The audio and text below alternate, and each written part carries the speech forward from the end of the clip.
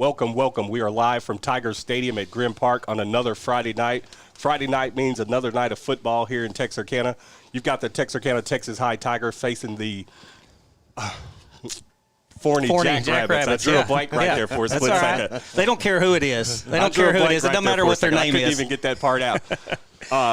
What are we guys expecting here tonight? It's going to be a great night for football, great night of weather here in Texarkana. Billy, what are you thinking about the Tigers? I'm expecting a good game. You know, Forney's kind of down a little bit, but, I was talking to Coach Stanford before the game, and it seems to be like when you're a team that's on the hill, everybody's gunning for you. So I'm expecting the Jackrabbits to come out and really throw everything. You know, it's not a district game, so I'm expecting them to throw everything out at us. They got a couple of people hurt. We got a couple of people hurt, but I'm expecting a good game. Billy, what kind of offense does Forney run? Well, they run up kind of a multiple set. Their quarterback really is who you need to watch. Their quarterback will roll out and he'll take off running. So if they can kind of contain the quarterback, they can stop that offense. That's kind of why I was asking. I was sitting here watching them, and they're running a bunch of crossing patterns. He looks very accurate just from warm-ups. They've got a D1 linebacker, and I was down on the field. Coach Stanford was pointing him out, and he didn't have to point him out. It was very, very noticeable. He looks kind of like, if you can see me, kind of like my physique is kind of what he looks like. So just straight D1 guy. Definitely not what you want on the field. Right now, the Jackrabbits are 0-2, but they're in a really tough district with Ennis, North Forney, Corsicana, Greenville, Royce City, Crandall, and Sulphur Springs. So that, I think it kind of hurt them when Forney and North Forney, if they would have stayed as one, I think they kind of could have competed for a 6A crown. But I think it kind of hurt them when they split. But yeah, they're in a tough district, and they've played a couple of tough teams already. So, you know, like I say, we're going to get their best. The Tigers looked good last week.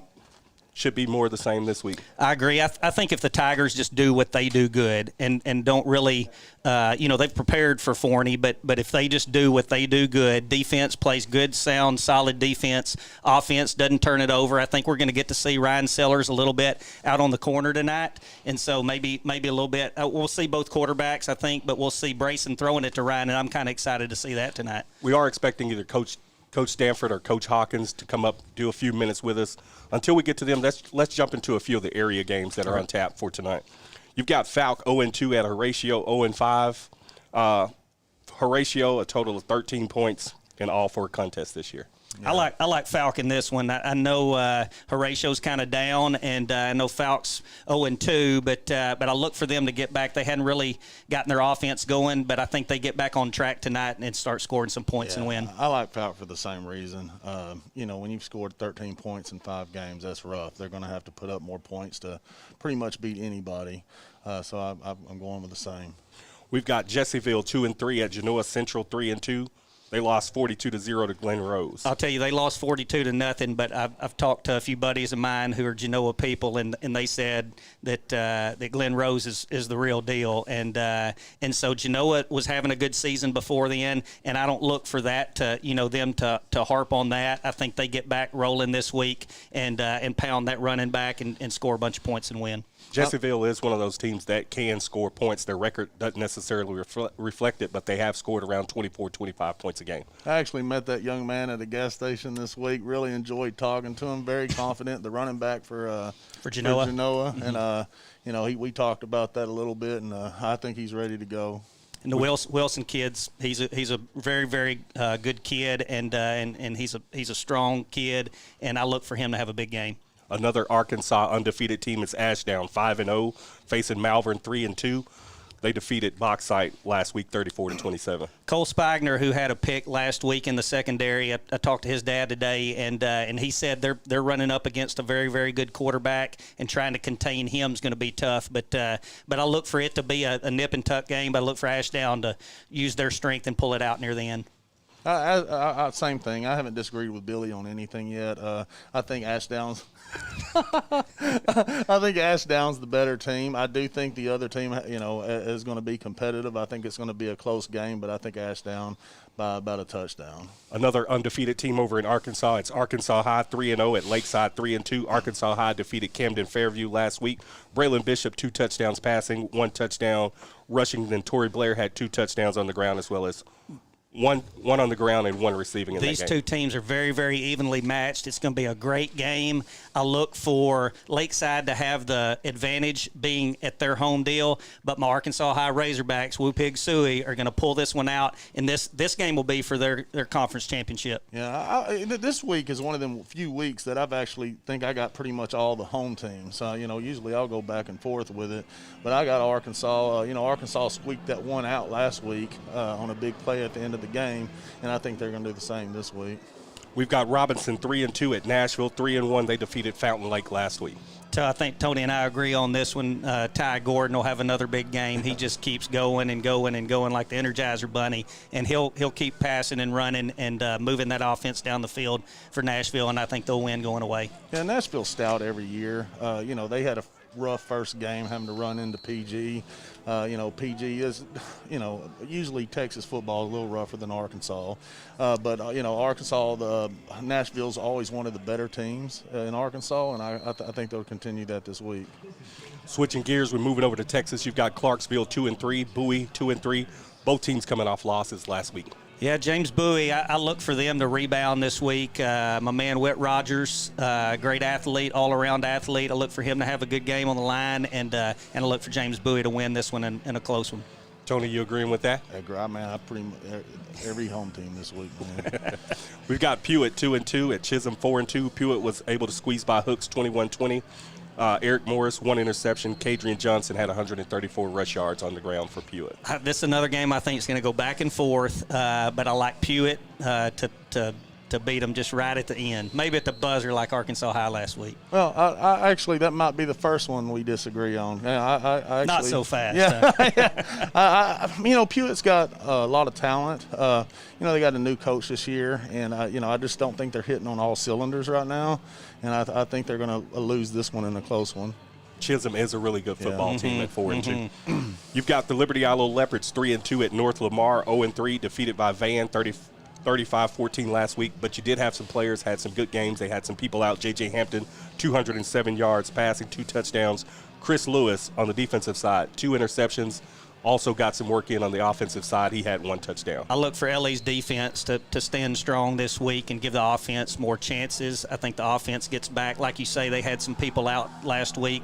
They'll get some people back, and I think they really kick tail this week. Yeah, Liberty Islo to me, they're always just as loaded as any team in the city, in the area. And I think the new coach, I think he's doing a great job over there. I think he's got them buying in. And I think week by week, Liberty Islo is one of them teams that are going to, from the first game of the season to the last game, is going to be one of the most improved teams. And I think they're going to win big.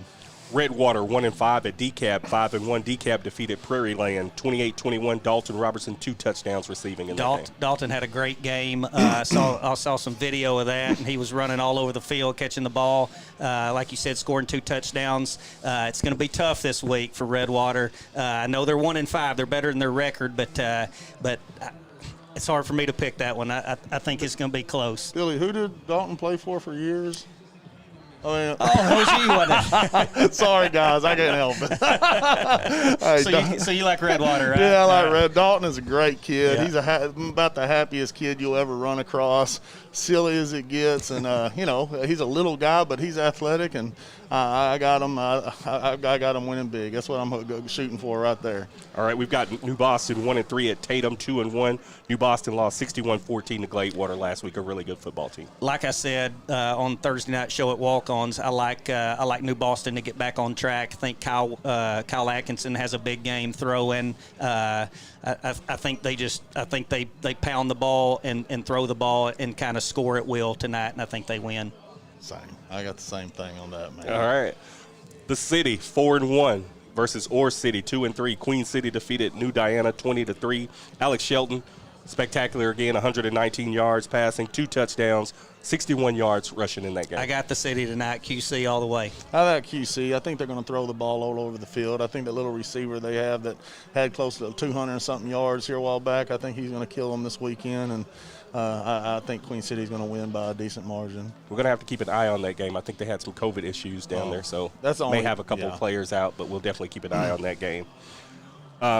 Pleasant Grove Hawks travel to Pittsburgh. Yeah. Pleasant Grove 3-2, Pittsburgh 0-4. PG, tough loss last week to Carthage, sorry. 35-7. Yeah, PG's the better team tonight. I think they get back on track. I've talked to a few of their kids today. They're talking about bouncing back. They know they're the better team. They're going to go out and insert their will on this game tonight. I think they get up big early, and I think Coach Gibson will possibly pull some guys out and get some younger guys some time tonight. So I like PG big. Yeah, PG's not the normal 3-2 team. They're one of the better teams in the state. They ran into the two big opponents and weren't able to squeeze it out. That being said, I got PG and I got them big. I got them about 3 touchdowns. It's homecoming night here at Tiger Stadium in Grim Park. We're going to take a quick commercial break and we'll be right back.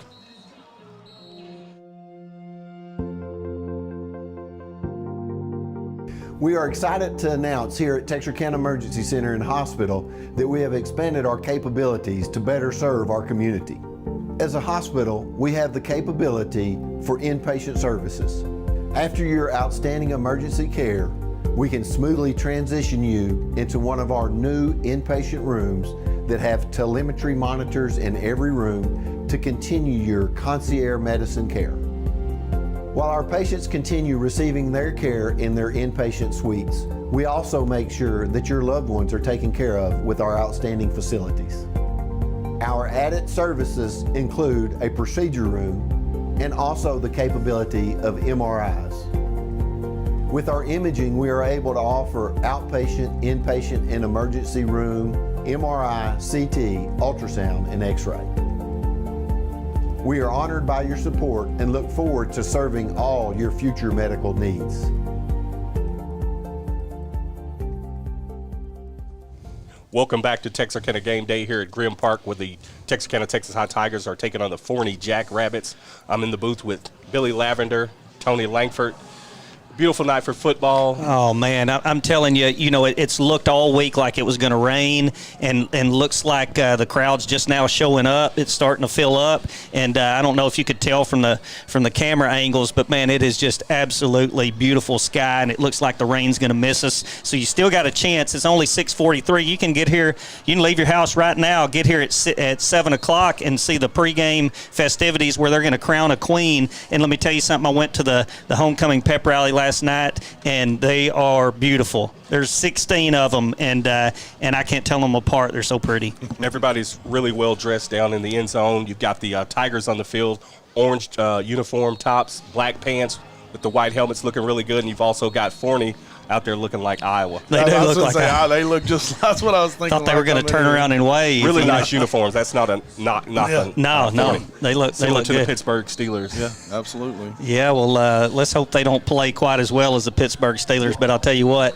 I like our steel curtain back there at Texas High, and I think we shut them down. We keep their offense kind of like we did last week against Denison, and kind of insert our will and give that offense a chance to get out and score some points early. Texas High is probably going to look to establish that offensive line, get that run game going with Braylon Stewart and Vontae Anderson, maybe make some passes off of that.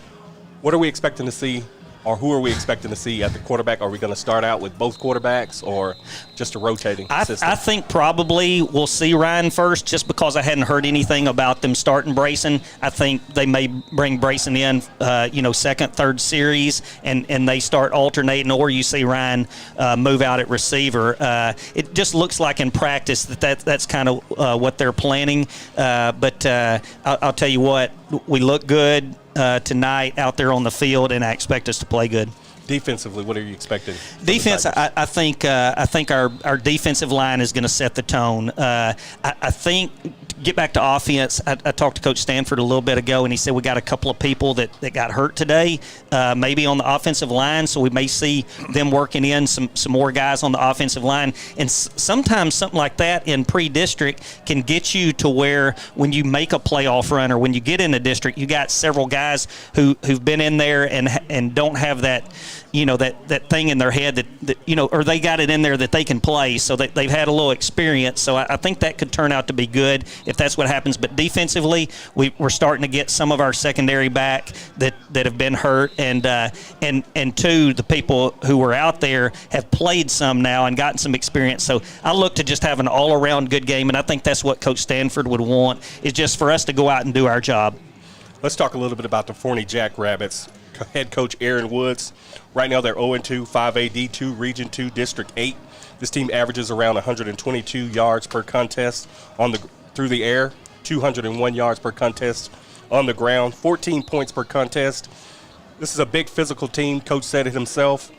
What are you expecting to see from these Jackrabbits? Well, I expect to see a team that comes out and plays hard. You know, it's their last test before they go into district, and so I think they come out and they give us, like I say, everything. I mean, I'm looking at some of their receivers out there. Number 4, I mean, he looks 6'4", 6'5", and a physical specimen. Like I said, that quarterback can move and's got a pretty good arm. I expect them to come out and play hard, and a team that really doesn't have anything to lose. So, you know, a lot of times you'd rather play a team that's a little bit better, that's got a little pressure on them. They're coming, you know, they're at our homecoming. You know, the last thing they're thinking about is pressure. You know, they're coming out to win. Absolutely. The Jackrabbits are led by quarterback Jake White. Mm-hmm. He's a junior. He will spread the ball around. He's very mobile. You can see that on his highlights. They've got a senior running back, Kalen Phillips, last week 146 yards versus Midlothian. John Richard Washington, another 100-yard rusher last week against Midlothian. And then senior wide receiver Braden Benjamin. Playmakers all over the field, like you said, just like the Tigers. It's going to be a great game. You know, I think a lot of that, you talk about 100 yards last week and 2 of them over 100 yards last week. But you know, Texas High is not looking at that. Like I say, they're looking to go out and do what they do. And if they do what they do, those kids won't have 100 yards. You know, we faced one of the best running backs we'll face all year last week, and we kept him, you know, in check. And so that's what I looked to happen tonight. And if we can stop their running game and, you know, really whatever we stop, make them one-dimensional, it's a lot easier. Flip it over to the defensive side of the ball. Coach talked about how they were big on the interiors, part of the offensive defensive line, very athletic at the defensive end position. Watching tape, you can see guys flying to the ball, group tackling. They're really good tacklers. Well, I think that's what it's going to be at first is what you need to watch. I think you need to watch their defensive line against our offensive line. If we're got some guys who've been backups the last couple of weeks playing on the offensive line, I think that's good. If we can set the tone and keep them off our quarterbacks and make some holes for our running back, I think that's going to open up everything for Texas High. So that's what I'm going to watch. I'm not going to watch what goes on in the backfield. I'm going to watch the big boys up front, Tony. Oh, absolutely. I'll be honest with you. I think we're going to be able to run the ball. I think running the ball is the quarterback's best friend, makes his job a lot easier, and I think that's what Texas High is going to be able to do tonight. They're going to have to tighten up on defense. In the 2 games they've played, they've allowed 80 points. Yeah, you know, Texas High's offense hasn't been a prolific offense so far, so I look for them to really start trying to set the tone early and do some things around the edges and get some quick points and give that momentum a chance, that steam engine a chance to get on track. So how's the crowd looking? It's homecoming night. You can see the fans filtering in. They're starting to come in. They're not as long as they don't sit on those orange dots, everybody's okay. So if they don't sit on those orange dots and social distance, we're going to be all right. But I talked to Coach Stanford earlier. It was a sellout on our side. So I'm expecting to be a big crowd. How much nicer is it right now than it was a month or 2 ago? Oh my God! I mean, that's one of the good things about getting pushed back and not start until you're not playing in 95-degree heat. And let me tell you something, that concrete down there below us is hot, brother. Yeah, and as the season goes on, I like football more and more. I think, you know, cold weather to me is football weather, and that's when it's a lot of fun for me. It's homecoming night, like we said, here at Tiger Stadium. We're just going to throw it to a quick commercial break. When we come back, we are going to get ready to wrap it up here, and then we're going to throw it to Eric Aiken and Brian Bolt. A strong work ethic takes pride in a job well done. This is the kind of person you need. Express Employment Professionals can help because we understand what it takes to hire good people. It takes real people, real interviews. We find good people, matching the right skills for the right jobs. Express knows jobs. Get to know Express. Go to expresspros.com to find a location near you.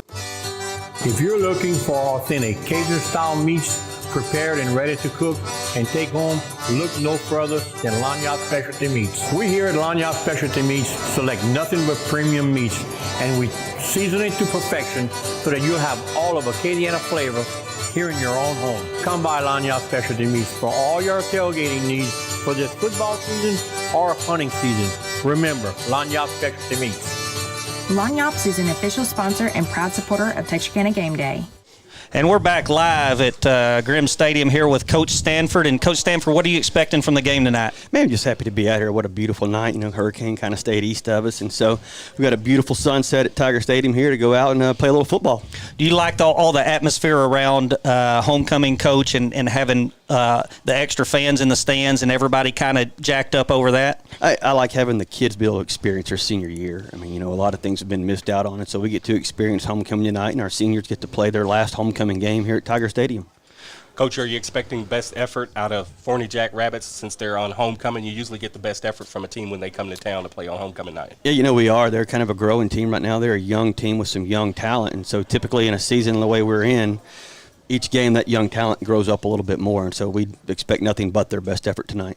Are we going to see both quarterbacks in action tonight as we've seen in previous weeks? Yeah, we will. Absolutely. What are you expecting from their defense, Coach? Probably a little more pressure than what they've shown in the last couple of weeks. They've got a really big defensive line. You can kind of start to see them lining up here. Yeah.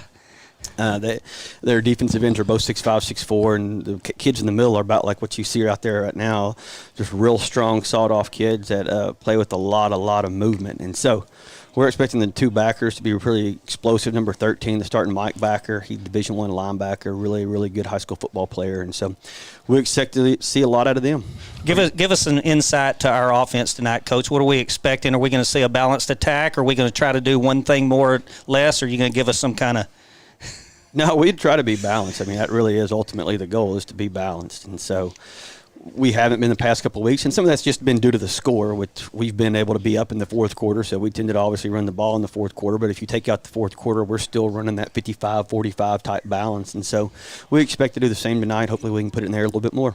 Is this one of those games that's going to be definitely one in the trenches, offensive line versus defensive line for both teams? You know, I think if we can just settle in, I think our back end on defense has got to play really well. They're going to challenge us with some different things in their receiving core.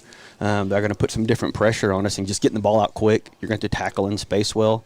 I think offensively it's really going to be won by our quarterbacks and receivers getting in sync early on. I mean, obviously we want our run game to pick up. We've got some injuries on the offensive line, and so that's going to be interesting to see how we're going to handle those injuries right there tonight for some guys that are going to start for their first time. And so all those things will play into it, and see if we can settle in early. We're going to be on defense first. That's what I was going to ask you about injuries. I know last week Braylon Stewart was tweaked his knee a little bit over here on the sideline. Is he back in action tonight? Yeah, Braylon's fine. We're healthy otherwise, except for in our offensive line. We've got some things going on there, just some slight ankle injuries, nothing long term. It's just can we tolerate some pain, and can we or do we need to go with somebody else? One more question, Coach, before we let you get out of here. What do you see as far as wanting to do your last pre-district game, going into district? What do you want to see from your team? Yeah, what we've kind of told the kids is, man, let's play a complete game. You know, we've in spots played completely together, and then in spots kind of been a little bit out of sync in rhythm as a team. And so we don't want any penalties on special teams, where we've had some long returns with some block in the backs, and so we want to kind of eliminate the penalties on special teams, keep doing a great job protecting the ball overall, and then offensive and defense to kind of sync up and play a solid game. Coach, we definitely appreciate your time. We're going to let you get downstairs and get some work done. Thanks, guys. I appreciate it. We'll be right back. Beautiful, isn't it? Beautiful, handcrafted stone is our passion, and we ensure our customers receive the quality they deserve. We stand by our word, we stand by our products, services, and work that we do.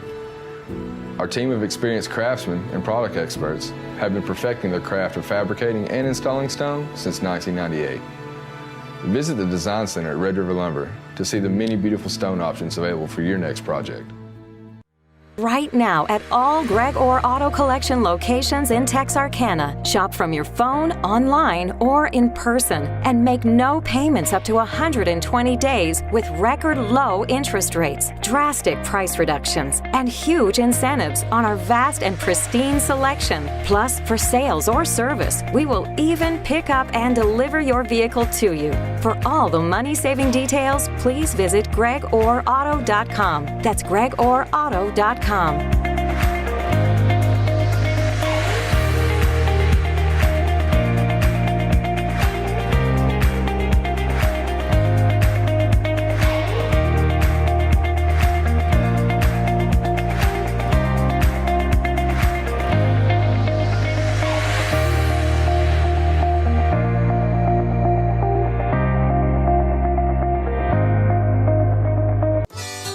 If you're looking for authentic Cajun-style meats prepared and ready to cook and take home, look no further than Lanyard Specialty Meats. We here at Lanyard Specialty Meats select nothing but premium meats, and we season it to perfection so that you'll have all of Acadiana flavor here in your own home. Come by Lanyard Specialty Meats for all your tailgating needs for this football season or hunting season. Remember, Lanyard Specialty Meats.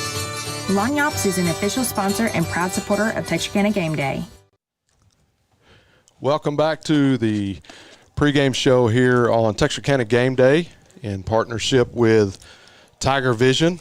And, man, these kids do a great job. My name is Eric, alongside Brian Bolt, Mr. Shelter Insurance himself. Hello. Man. Glad to have you, man. It's good to be here again tonight.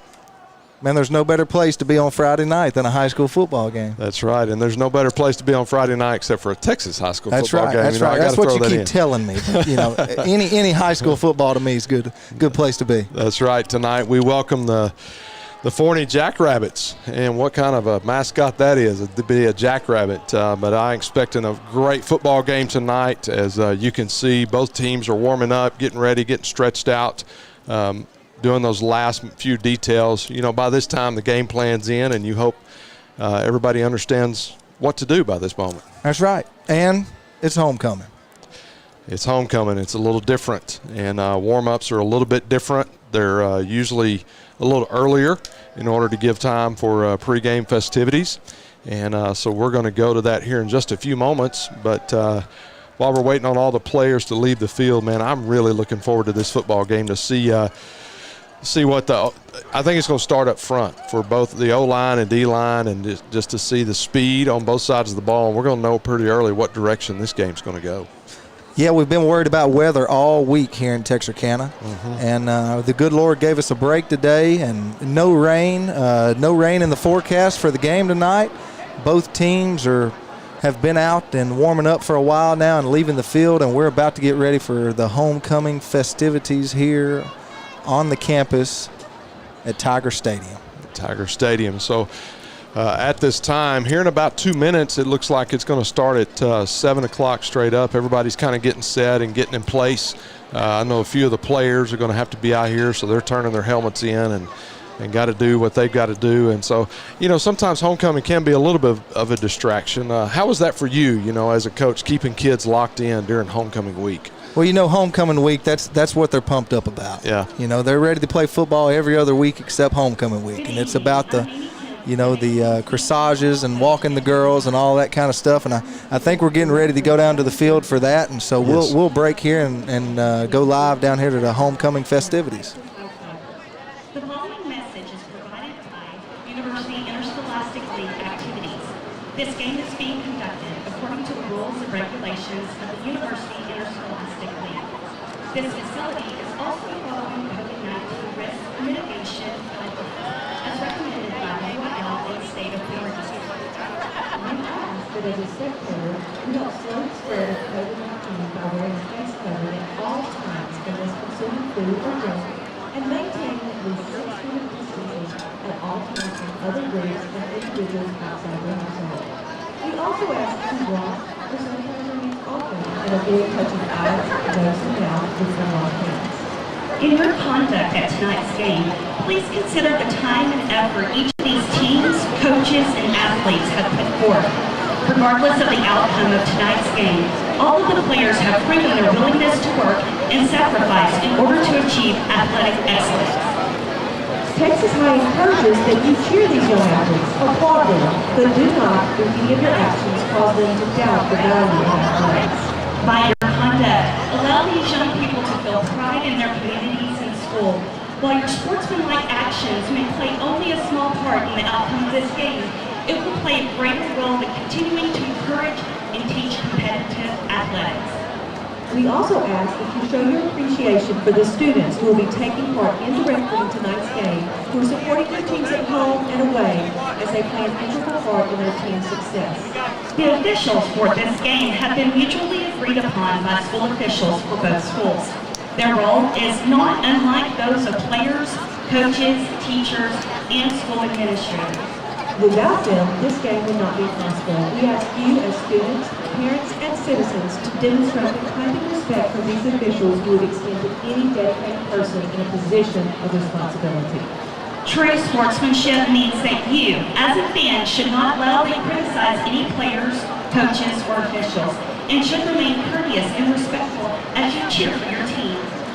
Texas High Student Council would like to thank our sponsors of Spirit Items this year: Pisano's Pizza, Lafayette's Home Appliance, ERA, Raffelli Realtors, and Texarkana Emergency Center and Hospital. Wisdom's Animal Clinic, H&R Blog, Red River Soft Wash, The Eye Guys, Econo Lodge of Texarkana, and Customer First Smartphone Repair. Please visit these businesses and thank them for their support. In the spirit of goodwill and sportsmanship, Texas High School Student Council is making a donation in the name of Forney High School Student Council to carry the load, an endorsed program of the Texas Association of Student Councils. Although we are not meeting as councils at midfield due to COVID protocol, we appreciate your counsel and wish you a great year. At this time, we are pleased to present the 2020 Texas High Homecoming Royalty. Miss Adrienne Armstrong. Adrienne is the daughter of Judy and Dean Carroll and Keith Armstrong, and is escorted this evening by her parents. Adrienne is captain of the varsity cheerleaders and is a 4-year member of Tiger Cheer and Student Council. She is co-secretary of the senior class and is a member of National Honor Society and THS Leadership. She is Rosebud Junior Garden Club's Bake Sale chairperson and has over 1,000 volunteer hours for her high school career. Ladies and gentlemen, Miss Adrienne Armstrong. Miss Rosita Barnes. Rosita is the daughter of Teresa Barnes and Michael Johnson and is escorted tonight by her parents. Rosita is student body vice president and chairperson of the Progressive Dinner for Rosebud Garden Junior Garden Club. She is a member of Student Council and THS Leadership. An avid athlete, Rosita is a 3-time UIL state qualifier in swim, a 3-time regional qualifier in track and field, and a 2-time regional qualifier in cross country. She's also competed at the Junior Olympic Nationals 3 times. She is CEO and founder of Rosita Wear, a home crochet retail business. Ladies and gentlemen, Ms. Rosita Barnes. Miss Kaylee Clapp. Kaylee is the daughter of Teresa and John Clapp and is escorted this evening by her parents. Kaylee is vice president of Rosebud Junior Garden Club. She is a 3-year member of the THS publication staff and is currently editor-in-chief for the yearbook. Kaylee is a 4-year member of Student Council, a member of THS Leadership, and currently serves as Tiger Tennis Manager. She is a member of Felix Roll and National Honor Society. Ladies and gentlemen, Miss Kaylee Clapp.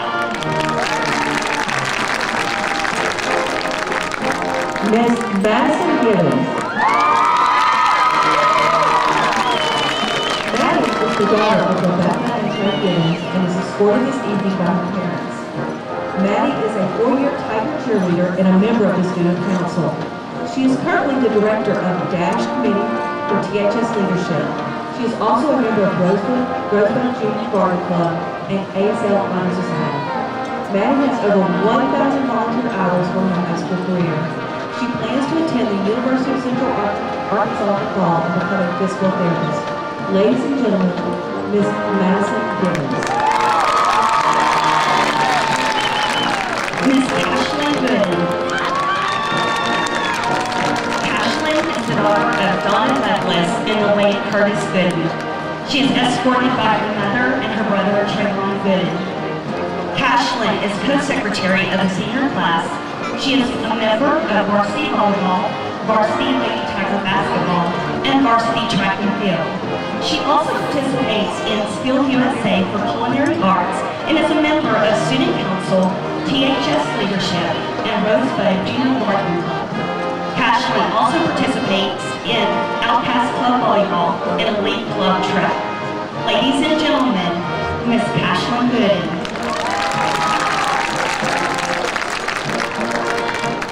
Miss Corey Hamilton. Corey is the daughter of Nikki Hamilton and Corey Hamilton. She's escorted this evening by her mother and longtime family friend, Dusty Pickerson. Corey is the president of the student body at Texas High. She's a 4-year member of the Lady Tiger softball team. Corey is a varsity cheerleader and is a member of THS Leadership, Student Council, National Honor Society, and is the student director of Stico's No Dinner Theater. She attends Heritage Church and volunteers at Heritage and at Eagles Wings Church of Christ. Corey has over 750 volunteer hours in her high school career. Corey is on track to graduate from high school with her associate's degree from Texarkana College. She hopes to attend Texas Tech University in the fall. Ladies and gentlemen, Miss Corey Hamilton. Miss Tatum Riley Howe. Tatum is the daughter of James Blake Evans and Bradley and Brooke Howe, and is escorted tonight by her mother and her father. Tatum is parliamentarian of the THS student body and social officer for the Texas High Steppers. She is also chairperson of the bake sale for the Rosebud Junior Garden Club. She is a 4-year member of Student Council and a member of THS Leadership. Tatum studied at Red Door Dance Academy. She is a member of Williams Memorial United Methodist Church. Ladies and gentlemen, Miss Tatum Howe. Miss Inslee Norman. Inslee is the daughter of Wendy and Kevin Norman and is escorted this evening by her parents. Inslee is a senior lieutenant for the Texas High Steppers and is director of Pride and Patriotism for Student Council. A 3-year member of THS Publications, she is currently managing editor. She is a member of National Honor Society, Rosebud Junior Garden Club, and Williams Brawl.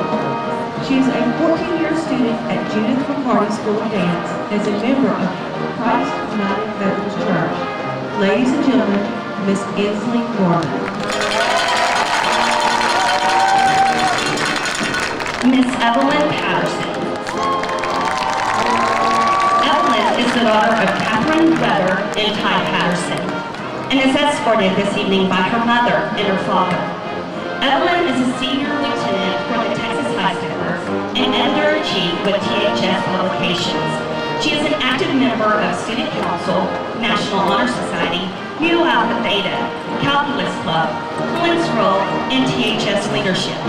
Evelyn is in the process of getting her 200-hour certification to be a registered yoga instructor.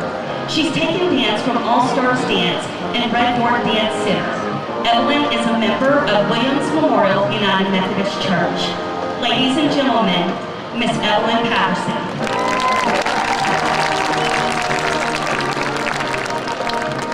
Miss Reagan Potts.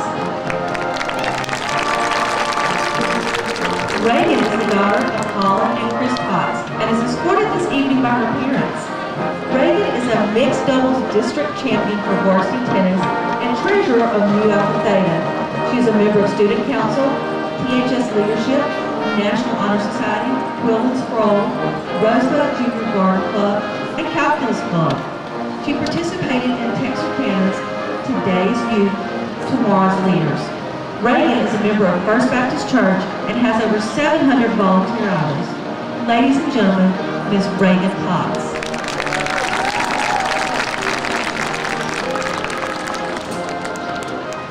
Miss Kate Rounds. Kate is the daughter of Becky and Jason Rounds and is escorted tonight by her parents. Kate is a 4-year member of Tiger Theater Company and UI One Act Play. She is currently the Vice President of International Festival Society, the co-editor-in-chief of the Tiger Times newspaper, and Public Relations Officer for National Honor Society. She is currently the Student Director for Tiger Theater Company's fall production, Puffs. She has participated in Tiger Theater production since 7th grade and has performed at Carnegie Hall with the New York Pops Orchestra for 4 years. Ladies and gentlemen, Miss Kate Rounds. Miss Janie Rounds.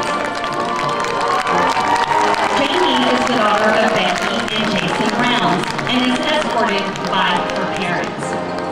Janie is president of the senior class 4-year member of Student Council. She is co-editor-in-chief of the Tiger Yearbook. Janie is captain of varsity soccer and was named Most Valuable Player, Sophomore of the Year, and to the second team All-District. She is girls doubles district champion and UIL regional quarters finalist with Tiger Tennis. She also received the USTA Junior Team Tennis Sportsmanship Award. Janie is a member of the THS Leadership. Janie is a member of Williams Memorial United Methodist Church and volunteers at Pumpkin Patch and VBS. Ladies and gentlemen, Miss Janie Reynolds.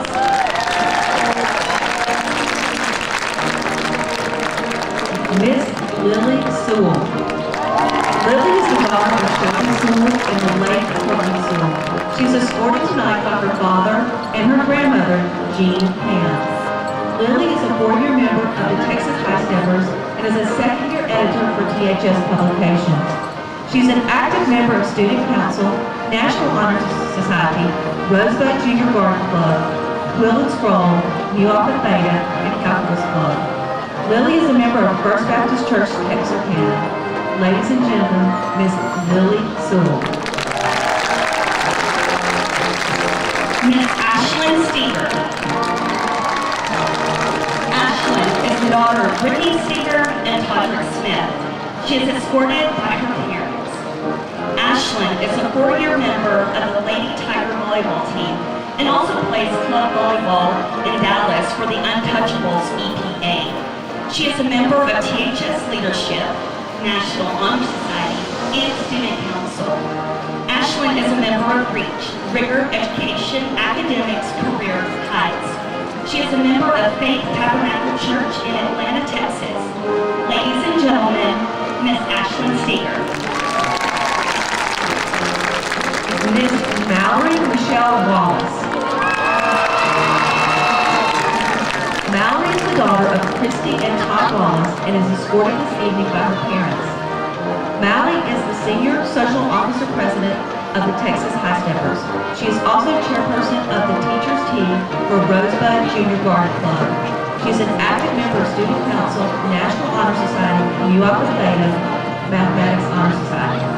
Mallory is a member of Beach Street First Baptist Church and is involved in the student ministry program. Ladies and gentlemen, Miss Mallory Wallace. Miss Mary Claire Wright.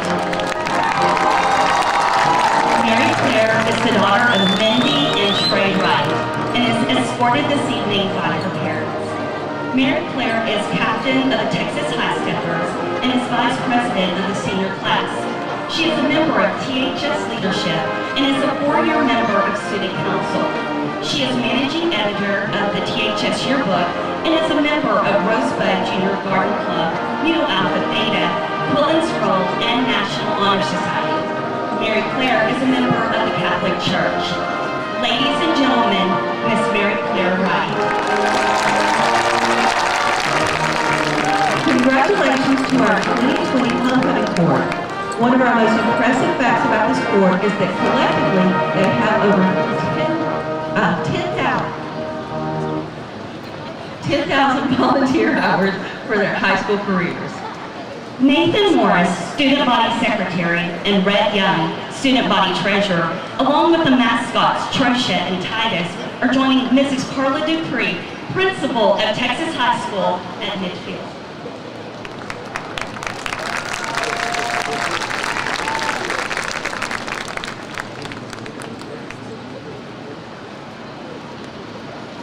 Now the moment we've all been waiting for.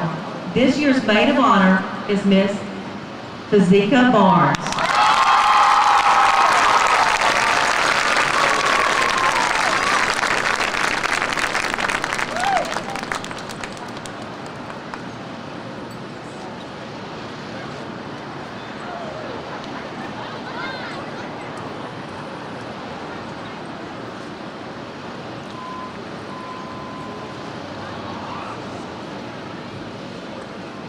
The 2020 homecoming queen is Miss Ashlyn Steger. Congratulations to the queen and her court.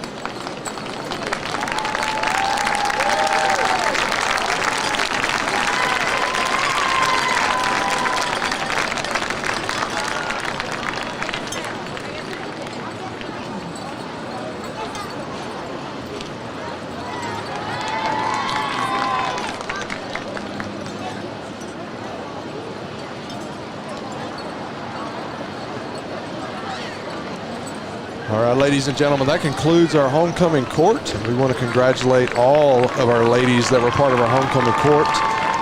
We're going to take a commercial break, and we'll be back here in just a few minutes, and we're going to kind of get ready for tonight's contest. We'll see you back in just a few minutes.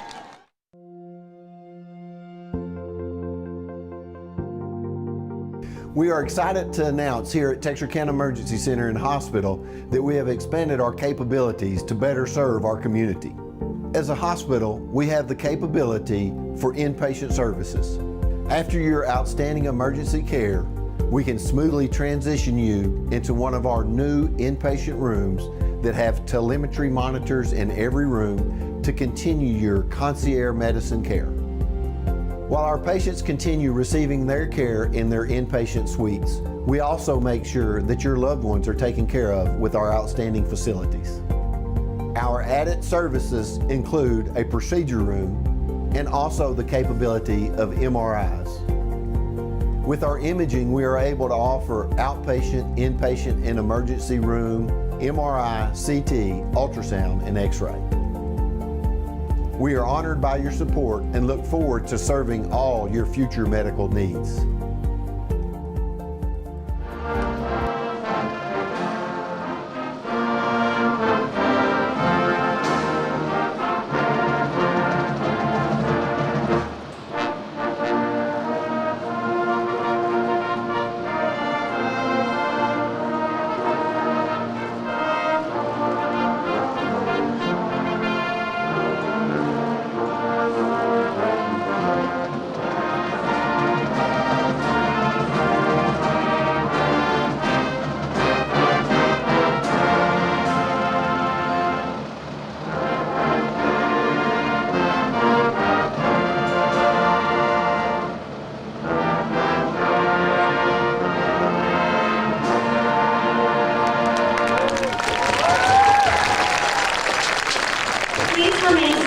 For a moment of silence to honor the participants in tonight's game and for our troops at home and abroad.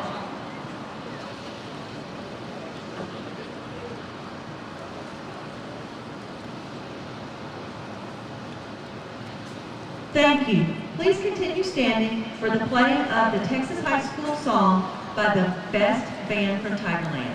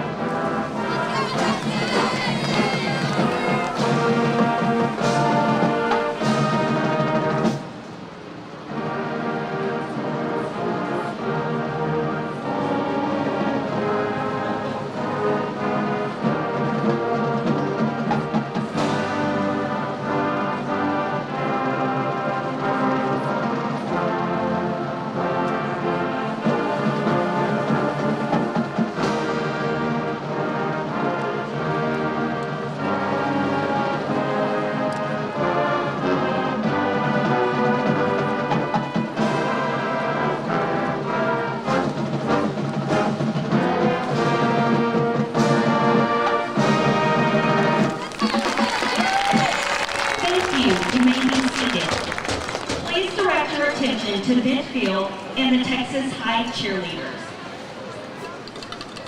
Please join them in yelling for the Tigers.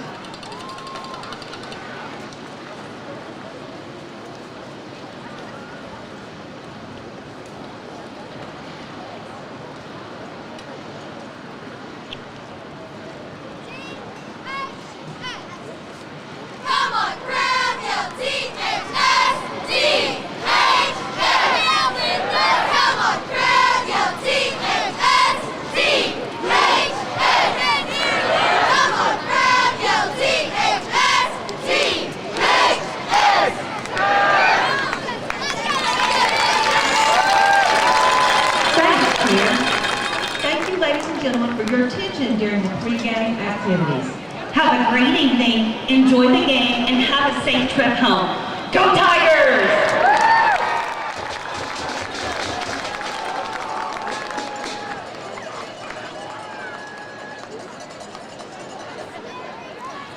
Well, welcome back, ladies and gentlemen, to Tiger Stadium at Grimm Park. We are about 8 to 8.5 minutes from kickoff. And man, what a great homecoming festivities. You're watching the cheerleaders right now. And it's one of those things, you say Texas, we say Tigers, or whatever it is. And so they're getting the crowd going, and it's going to be a good night tonight, Brian. I mean, this is fun. That's right. That's right. We're looking at about 68 degrees right now. We're about as close to the low as we're going to get at tonight. Good crowd out here at Tiger Stadium. Of course, it's homecoming, so we've got a lot of fans out here to watch the homecoming court, but I think they're in store for a pretty good game tonight. Absolutely. I think they're going to be in for a great game. Got a lot of skill on both sides of the ball, and Forney comes into the game at 0-2.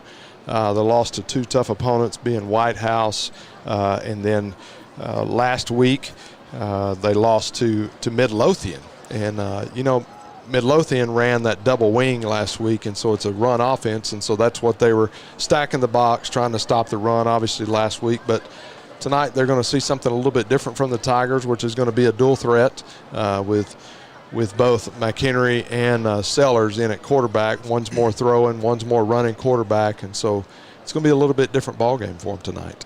Yeah, we've talked about it earlier this week. What are we going to see out of the Tigers this week? Are we going to see them try to pound the ground or kind of air it out, or are we going to see that kind of balanced attack? And, if they come out and Forney plays in the defense like they were last week, I think the Tigers are going to air it out, and we're going to see a fun game here. Maybe a lot of points scored tonight. And that's always fun to see. Absolutely, absolutely. And, as far as the Tigers defense, just from watching, I know they haven't seen a player like Clayton Smith. I mean, you got to talk about him when you talk about the Tiger defense, because he's coming off the ball hard. He doesn't get too far up the field. I know Coach Hawk talks a lot about landmarks, having those landmarks of knowing where to be at all times in the ball, and if you run past that landmark, make sure you're getting back to it. And, the entire defensive line does a great job. They're very disciplined to not overrun the play, and I think that's very important in stopping an offense. Yeah, if you talk about Texas High defense, you got to talk about number 10, Clayton Smith. But other than that, we've got a lot of other guys that we could talk about on that defense. Of course, Clayton is just a freak out there on the field, and we're looking at week 3 now. Absolutely. And some of the stats that he's putting up is just unbelievable. But I talked about him last week. I don't want to seem like I'm really big on this Mike linebacker, number 21, Jackson Halter, but I'm not going to lie to you. I am. Yeah. That guy plays some good football, and he, he's not the biggest guy on the field, but he flies around, makes tackles, and he is everywhere. So, of course, I'll talk a lot about him tonight, but, man, we could hit on every single guy that played for Texas High's defense last week. I mean, they really played well. Well, if you can notice, here come the Forney Jackrabbits onto the field, so we're getting closer to kickoff. We're about 5.5 minutes away. But back to that defensive line, I'll tell you something that I noticed. It was a quiet performance last week, but you look at Clayton Smith on one side that has 9 tackles and eight of those solo, but you look on the other end with number 41 Derek Brown, and he's got 9 tackles, 7 solos. So you look at both ends of the line and you try to run away from Clayton Smith, but you're going to deal with Derek Brown on the other end. So yeah, that's right. There's guys all around this defense. Lots of stats we'll be throwing at you tonight, but these guys have played an impressive 2 games so far, and we look for a third one tonight. And down here in the Tiger T, I guess is what we call it, the Tigers are loading up inside the tunnel, getting ready to come out. And from what I hear, they're going to have smoke tonight. That's what I hear. I hear from our insider, Billy Lavender, and we got a picture earlier today, and it could be a lot of smoke. We might have to let it clear. I see it coming out a little bit. Here we actually, go. it's actually not going to be smoke. I think he's putting out the fire, but here come the Tigers. If you're watching at home on your cell phone or whatever, come on, cheer those Tigers on. Let's hear you around the country as well as locally. We know several of you are probably sitting on your back porch. You got the grill rolling and enjoying the game. Maybe you're sitting in your living room. Let's cheer on those Tigers. We're about 4 minutes away from kickoff. And if you flip it to the offensive side of the ball, as far as for the Forney Jackrabbits, you got to talk about Jake White, the quarterback. On the season, he's 17 of 38 for 245 yards, which is a 48% completion percentage, which is very high for a high school quarterback, and does a great job leading in the offense. You'll notice when he comes out, he's a southpaw, and so that's a little different look for a defense when you haven't seen a lefty throw the football.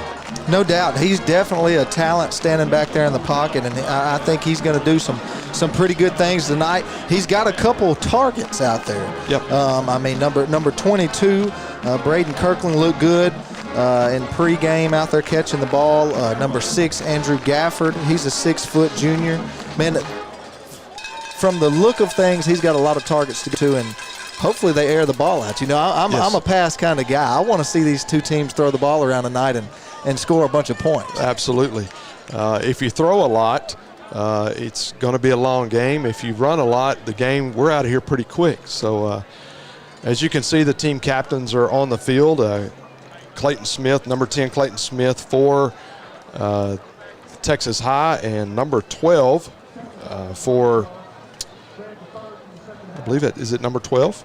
Am I yes, right? it is. Yep. Yeah, number 12, Hunter Carroll, and he's a free safety for the Forney Jackrabbits. They shake hands at midfield, and we're about to get this ball game underway. I'm excited. If you couldn't hear the white hat there, Texas High did win the toss. They declined, deferred to the second half, so they will kick off. They're going to kick off from the scoreboard toward the field house, and it looks like the wind is blowing that way, so they're going to kick it with the wind off to Forney. We're going to be underway for some Texas high school football tonight. Absolutely. Back to receive is going to be, looks like number 22. Yep, that's Braden Kirkland. Braden Kirkland, and number 5 as well, Braden Benjamin. Yeah, we'll just put the Braden brothers back there. I'm going to tell you, you've got a lot of Bradens on this football team, I noticed in preparing our spotter sheets. And so here we go. It's football night in Texas. All the fans are on their feet. Those cowbells are waving. And we are underway here at Tiger Stadium. He's going to take it deep about 1 yard into the end zone, and he's going to break free. A great return out to about we're going to call it about the 37-yard line. A great return by Braden. Yeah, no doubt. One of them had it, and they're on the tackle, number 35, Deshaun White. And that was a pretty good return there to start the game. Absolutely. Got a crease just about down the middle, and Texas High struggle with wrapping up on the tackle, and I'm sure that they'll make some adjustments on that. And so here we go. Jake White leads his offense out on the field. He's in the shotgun. You'll see him in the shotgun most of the night tonight. He's back to pass, throws it out to number 15, Zachary Brown. And number 4, Jalen Jones, comes in from the free safety position. Laid a lick on the guy, but not after a pretty good game. But we do have a flag on the field back at the 35. So let's find out what the flag is. Looks like a legal man downfield on obviously the offense. So, Coach Stanford. It looked like one of those linemen got a little ready to get downfield on the play action pass there, and got a little flag on the field on the first play of the game. Yep. And said number 68, that's Ivan Cook on that, and so it's going to be 1st and 15, and we've got another flag on the field. Looks like we got a false start.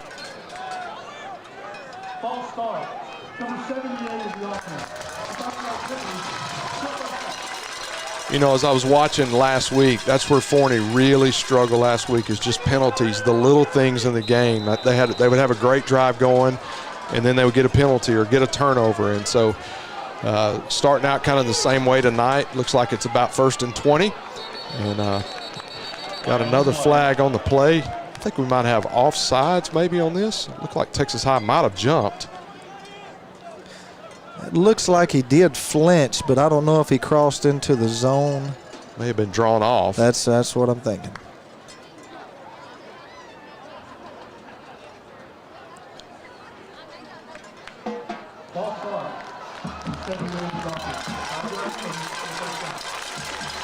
So, you know, it's like this. It negates the big return.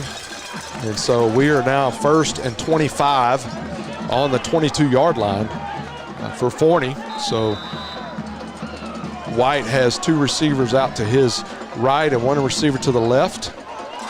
Fumble on the play. He fumbles the snap. And it looks like Texas High has recovered the football. And they will have it 1st and 10 at the 15-yard line. Yeah, Forney come out here, 2 or 3 big penalties there, pushed them back, and just a snap. They got away from the quarterback there, and Texas High was there to capitalize. They're going to be in pretty good field position. Looks like we're down on the 16-yard line. See if the Tigers get something going. Jeremy Harrell's calling out. He's the offensive line coach. Those of you who don't know, he played at University of Arkansas, played a little O-line and D-line as well under Houston Nutt's when he was the head coach there. Sellers is starting quarterback for tonight, and he's got Braylon Stewart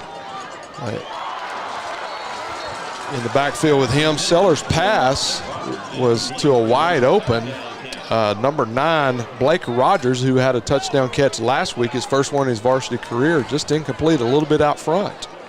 Yeah, you know, there's a lot of these homecoming games that you see start out a little sloppy. You know, everybody's pumped up for homecoming, and they'll settle in and try to shake off some of that and get into putting the ball in the end zone. Absolutely. We're going to have a false start on Texas High. Jumped just a little bit. He's trying to get ahead of the ball game. Number 18 in the offense. It's a 5-yard penalty.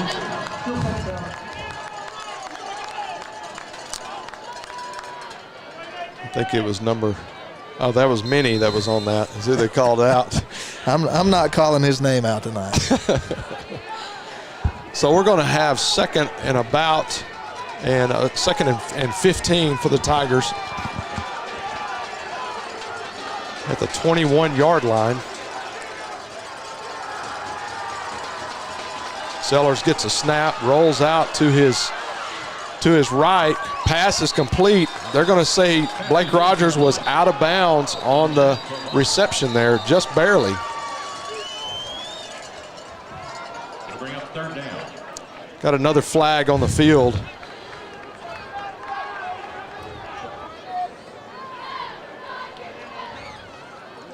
Well, that was a great reception by Blake Rogers. I don't get on officials, but I might have to go down there tonight. Number 3 is covered up and went down for a pass. 5-yard penalty in the offense. Just like that. It's like we had a legal man downfield as well, so we're going to have 2nd and 20. Yeah, emotions are high on both sides of the ball. A few mistakes being made. Like I said, we'll see everybody settle in and some of those mistakes start going away the further we get on into the first quarter here. When it's a homecoming game, your offense wants to come out hot and wants to score, and obviously they want to win the game. It's homecoming. So Sellers' pass is intended for Clayton Smith, a little bit long, just out of the end zone. You'll see Clayton Smith sneak in as a wide receiver throughout the game tonight. So Texas High coming out of the gate, throwing the ball. Haven't run it yet. We're going to have 3rd down and 20 on the 26-yard line once again. Yeah, they tried to capitalize there. Number 25, Grayson Williams. He's 5'7" over there playing corner against the 6'5" Clayton Smith. Yeah, Clayton's still in the game. It looks like they're going to look for him as well. And Ryan's going to take off and try to get it himself. He's going to be out of bounds at about the 12-yard line, or about the 16-yard line, excuse me. Be run out of bounds, be 4th down and 10. And they're going to bring on Hernandez to attempt a field goal. Hernandez out to attempt the field goal. Looks like Sellers is going to be our holder tonight. He's makes it a dual threat back there at holder when you got your quarterback. Kick is up, and it is a little bit to the left. I think he got a little bit of a bad hole. They was discussing that with Sellers, and so the Jackrabbits are going to take over 1st and 10 at the 16-yard line. Well, they come out of that unscathed. That was that could have been 7 points quick, but with 10:41 left in the first quarter, it is 0-0 here at Tiger Stadium. Yeah, coach is not going to be happy with that. When you get a big turnover and you're down, you know, as close inside the 20 as they were, and you don't come away with any points there, that's a big, big thing there that they're going to regret. Absolutely. Jake White brings his offense back out on the field. Back to pass. And it is intercepted by number 21, Halter. There's that Bulldog sitting right in the middle. Well, we said it before the game, and I told you that I didn't want to, but I probably will call his name 100 more times tonight. He dropped back in the mic position and read that perfectly, read the quarterback and made the pick there, and now the Tigers are knocking on the door again. You know, and we talk about the Forney team. They're a very young team. And with Texas High being an experienced team, Halter started every game last year, so he's got a year under his belt into game 3 this year, and that makes a difference. And if you notice, Halter's got the turnover belt. That's a big deal for those kids down there. He's got the belt, so he'll carry it around for a little bit and give it back here in just a second. We got McHenry back in at quarterback. Got pressured, flushed out of the pocket, and he's just going to throw that away. Looks like it was just he couldn't get the ball out of his gut as he tried to fake that read there. Yeah, and that was a good decision by a quarterback there in high school. You know, nothing's there. Don't force it. You just gave the ball back to him the last possession there, and so he threw it at the receiver's feet and lived to play another down. Very smart. 2nd and 10 from the 19-yard line. McHenry back in. He's going to hand it off to Stewart. Stewart's going to break free off to the left side, and he's going to get out to the 9-yard line, or inside the 9-yard line. It's going to bring up about 2nd and 2.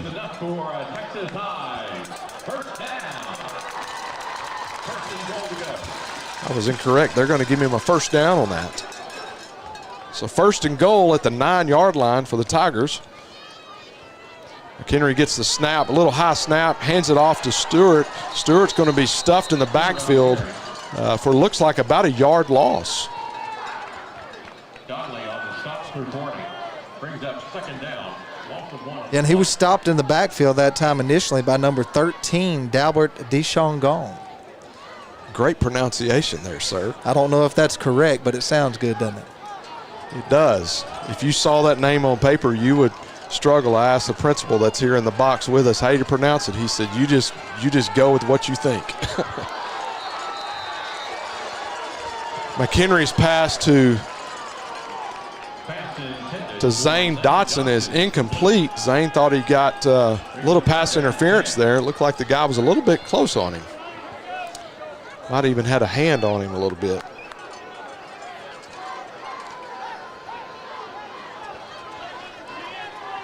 Zane's going to come out of the game. They're going to put Clayton Smith to McHenry's left. 2 receivers to the right. He's going to throw towards Clayton, and Clayton is going to catch it for a Tiger touchdown. Got to be honest, I saw that one coming from up here.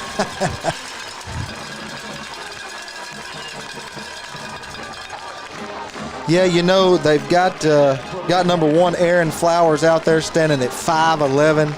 Sometimes you would call that a little bit of a mismatch when you put a 6'5" guy out there that can jump out of the gym. Hernandez kick is up, and it is good, and with 9:30 left in the first quarter, it's 7-0 Texas High Tigers. That is Clayton Smith's 3rd reception on the year and 2nd touchdown, so he tends to be a go-to guy. We're going to take a short break, and we'll be back here at Tiger Stadium.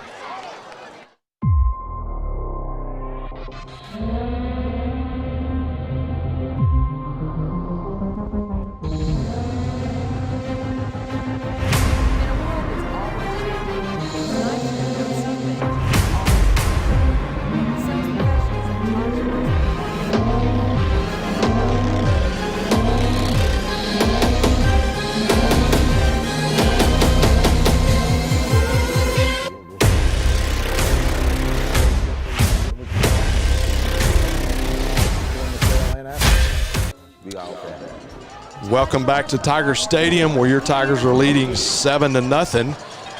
Hernandez is back for the kickoff, and deep for the guys for the Jackrabbits is number 22. That is going to be Braden Kirkland, and he is going to take the ball, and they're going to swarm him, and he's going to be brought down at approximately the 20-yard line. Much better coverage by the Tigers on that return. That's right, and he was brought down that time by number 33, Alex Haynes.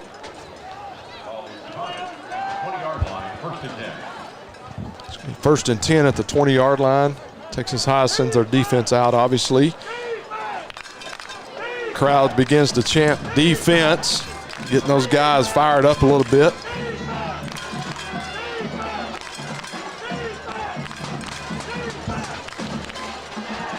White hands it off to Washington, and Washington's going to be brought down in the backfield.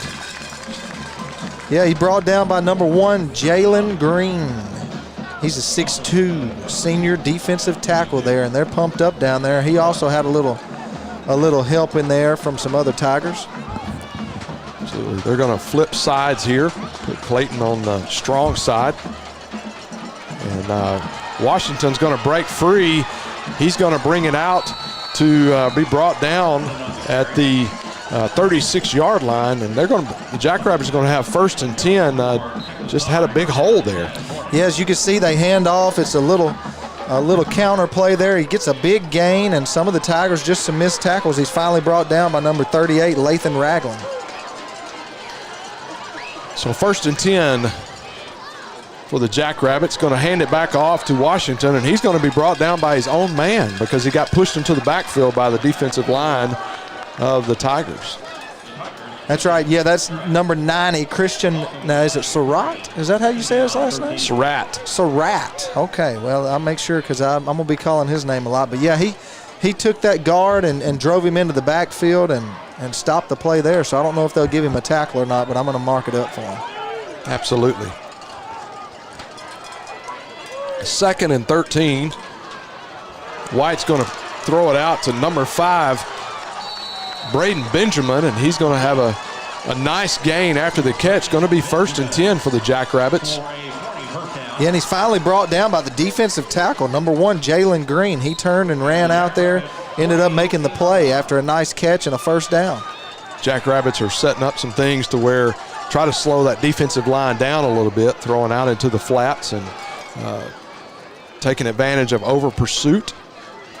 Number 16. Number 16 on the carry, Josh Stevens. He also plays safety, and he's kind of a little bit of everywhere. Going to have a nice game, have first and 10. It looks like the Tigers are going to take a timeout and kind of gather themselves here.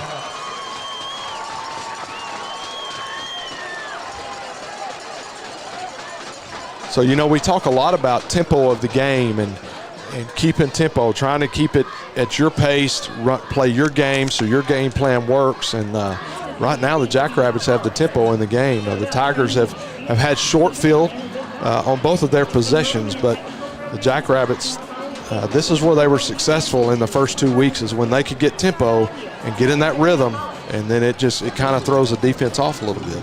That's right, and these run plays that they're running, they're nothing special. A little block down, kick out, and a couple counter plays there, and they're just gashing the Tiger defense here and putting together a good little drive now. And so they're on the 41, going in, and we'll see as they trot back out on the field and see how they finish this drive here.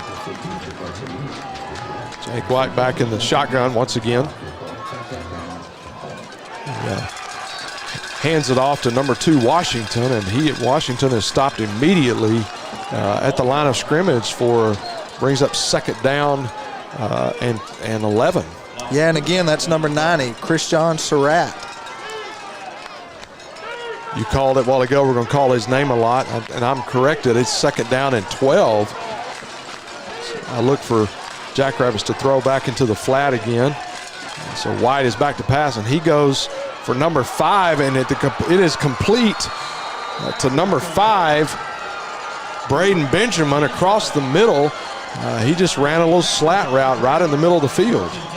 Yeah, when you got two safeties like that, as you see on the replay here, the widest part of the field is right in the middle, and he ran a little post pattern right between the two safeties and brought down by number 4, Jalen Jones, on the 3-yard line, and Forney's putting together a pretty impressive drive here. Got 1st and goal on the 3-yard line. White's going to hand it off to Washington, and tell you what, that run defense has been amazing tonight. And if you can't tell, number 21, Jackson Halter, he's fired up out there. A pretty good tackle right there by him, getting in the backfield and making a big hit to stop that play before they could get anything going. Absolutely. I think they just brought him on a clear blitz, and nobody even touched him coming through. Yeah, as you can see here, he just faces him up, wraps him up, and waits for somebody to get there to help him. And he gets up, and he's ready to go for another one. Another like celebrating a big play in high school. That's right. Love it for those kids. White's in the shotgun once again with Washington to his left. And he's going to pass to number 8. It's incomplete. Yeah, and defended by the free safety, Jalen Jones there. I think they were in man coverage and just ran a little slant route trying to get some yards and get him in the end zone, and that was a nice play there to not grab him before the pass got there and just break it up. I got to be honest, it's hard to see some of those numbers from up here, just how when they turn a certain direction, you can't see their numbers. So we apologize if we're not calling the right names. But number 8 was Belina Ayers. White fakes the handoff, comes back, throws it to number 15, Zachary Brown.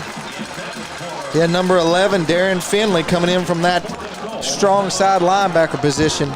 Reads him coming out of the backfield on the play action pass and makes a good stop. The ball is going to be on the 5-yard line. We're looking at 4th and 5 and bring the place kicker in. Cameron Newell is going to be in to kick it. He's 0 for 2 on field goals, so looked good in pregame, but he's 0 for 2 this year on field goals, so let's see if he can get his first one here. And the kick is up, and it is good. And so Cameron Newell, congratulations on your first field goal this year. And so with 5:45 left in the first quarter, it is Texas High 7 and the Forney Jackrabbits 3. Well, we had homecoming.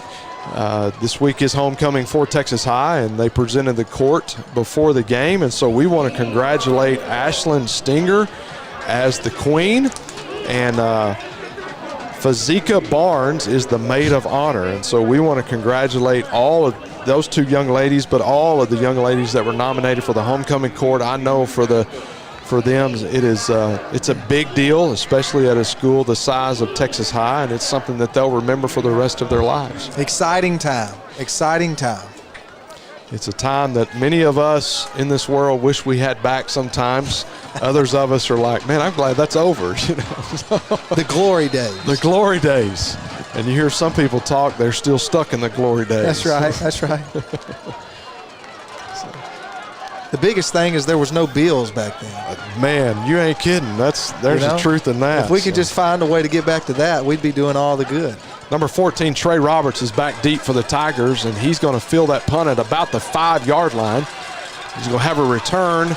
He's going to break 2 tackles and get out to we're going to say the 24-yard line. Yeah, and he's finally brought down after a nice little return by number 23, Caden Cross, for the Jackrabbits.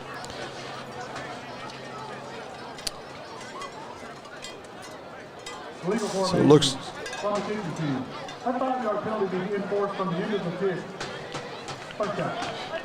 So the Tigers are going to get 5 extra yards to the end of that run, or to the end of that return, because of illegal formation by the Jackrabbits on the kickoff. So they're going to have it 1st and 10 at the 32-yard line. And it looks like McHenry is back in at quarterback. If you'll notice something a little different tonight, Stellers is in at receiver. And so I would look to see something out of him. Stewart gets the carry, breaks it out to the left, cuts back inside, and makes it out to the 41, or about the 40-yard line, where they're going to mark him down. It's going to be, looks like 2nd and 2. Yeah, and finally brought down by number 34, Chase Berg, their defensive end. Made a couple good moves there, just zigzagging through the defense, and and gets about 8 yards there. It looked like he ran a lot further than that, didn't it? It sure did, because I think he cut back inside. He got 8 yards, but he probably ran for about 23. So, so McHenry is in the shotgun, fakes the handoff, and this ball is thrown to Sellers, and Sellers is going to have a great reception, and you can call it a touchdown for the Tigers. Ryan Sellers with his first receiving touchdown of the season. Well, and you called it there. You take the quarterback out, put another quarterback in. Here's the long pass down the sideline. Sellers just outruns the cornerback that just couldn't keep up with him for his first receiving touchdown of the season. Hernandez is in to kick the extra point. I got to give props to McHenry on that pass. That was a beautifully thrown ball. No doubt, a little 3-step drop, and he lets it fly and let athletes be athletes, and they just run under it and go get it. Absolutely. And Hernandez stays perfect on the year from the PAT line, and so it is Texas High 14, Forney 3, and we will see you after these messages. Beautiful, isn't it? Beautiful, handcrafted stone is our passion, and we ensure our customers receive the quality they deserve. We stand by our word, we stand by our products, services, and work that we do. Our team of experienced craftsmen and product experts have been perfecting their craft of fabricating and installing stone since 1998. Visit the Design Center at Red River Lumber to see the many beautiful stone options available for your next project. We're back live here at Tiger Stadium on the campus of Texas High here in Texarkana. It's a nice night for some high school football. It's homecoming here at Texas High. Hey, we've got a replay of the last touchdown here. That's a great reception by Sellers. McHenry threw a beautiful ball, and Sellers just beat the DB off the line from the beginning. When you move a quarterback out to receiver, you've kind of got to know that something fishy is up. Absolutely. Hernandez has a high kick, fielded at the 5-yard line. He breaks free. Number 22 is off to the races. Number 22, Braden Kirkland, is going to go all the way in for a 95-yard touchdown for the Jackrabbits. And just like that, it's Friday night, and it's anybody's game. And just like that, Forney's right back in the game, and we're going to show a replay right here, and they kick it deep. And he's going to take it on about the 5 or 6 yard line. Good blocking. They open a hole up. Really no missed tackles. That's just good blocking there by the Forney receiving team, and he just hits down the sideline, and nobody's catching it. You know, coming into the game, I honestly had Forney kind of listed as, hey, their special teams could be suspect, but it looks like the Tigers' special teams are suspect tonight. That's the second out of 3 kickoff returns for the Jackrabbits that they've had great field position, and where the Tigers have struggled. And so with 4:42 left in the second quarter, it's Tigers 14, Forney 10, and I'm going to tell you, this Forney team come in, they're 0-2, but they come in hungry tonight. That's right. Well, we talk about it every week. The great thing about high school football is it doesn't matter what happened last week. You can walk in and win at home. You can walk in and win on the road, and that's the fun thing about watching, because these are just kids out there, and you never know what's going to happen. You know, they're not paid professional athletes where you can kind of tell what's going to happen and who's going to win, but man, high school football, isn't it fun to watch? It's a lot of fun to watch. And that's a unique part about a young team. When they have something like this happen, all of a sudden confidence happens. And it can turn a game that could have been not a close game into a very close game, because suddenly these guys, obviously experience is on their side. They could begin to question, like, hey, we got to change some things here. That's right. And so I look for there might be some team meetings on the sidelines after that return as well. Trey Roberts is back to receive for the Texas High Tigers, and man, he takes a bold move there, hoping it goes into the end zone, and it does. And so the Tigers will have it 1st and 10 at the 25-yard line.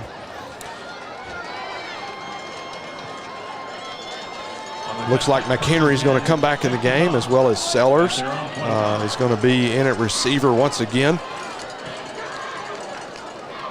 Yeah, and I just want to say, you know, one way for Forney to make sure that the same thing that just happened to Texas High doesn't happen to them is kick it in the end zone. So a nice leg by number 9, Cameron Newell there, kicking it into the end zone and making the Texas Tiger offense come out and earn it.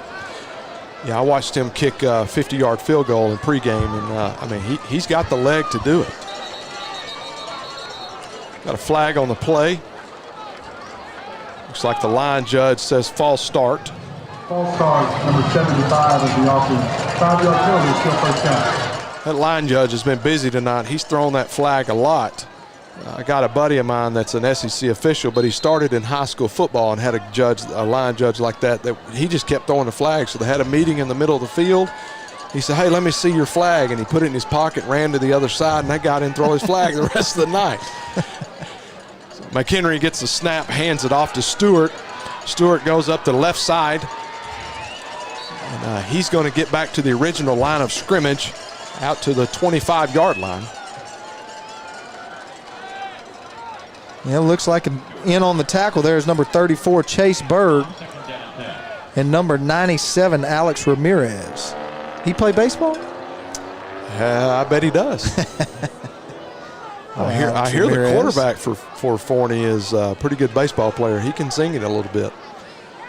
So McHenry back in the shotgun, fakes the handoff to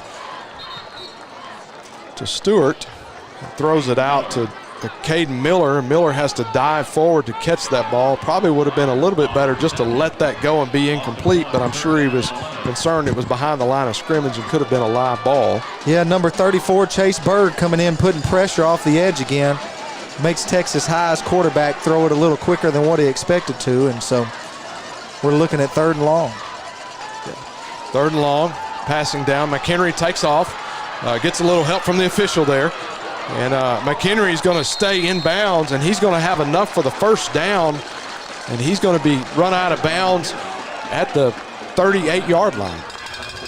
Yeah, and on the replay here, you can see him. All of the secondary is playing pretty good defense there, and a good block there by number 18, Nate Minnie, not to clip him in the back, but catch him on the shoulder pad. And so I take that back. I will say his name once tonight. And it's for a good thing. So a good block there to get the first down. 1st and 10 Tigers at the 38-yard line. McHenry back in the shotgun once again with Stewart flanked to his right. He's going to pass it. He's going to roll out to his right. He's going to try to stay in bounds and get positive yardage. And he's going to gain 3 yards, going to be out of bounds, or excuse me, brought down at the 41-yard line. Yeah, and he's finally brought down by number 17, Sebastian Slater, but not after getting a good little gain there. He turned nothing into something, and everyone thought he was going to run it out of bounds, and then he turns it upfield and gets about 3 yards. It's going to bring up 2nd and 7 on the play. He's going to hand it off to Stewart. Stewart up the left side. He's got a hole, and he's going to have a first down, brought down at the 49-yard line in Jackrabbit territory. That's right, and finally brought down by number 32, Seth Hyder.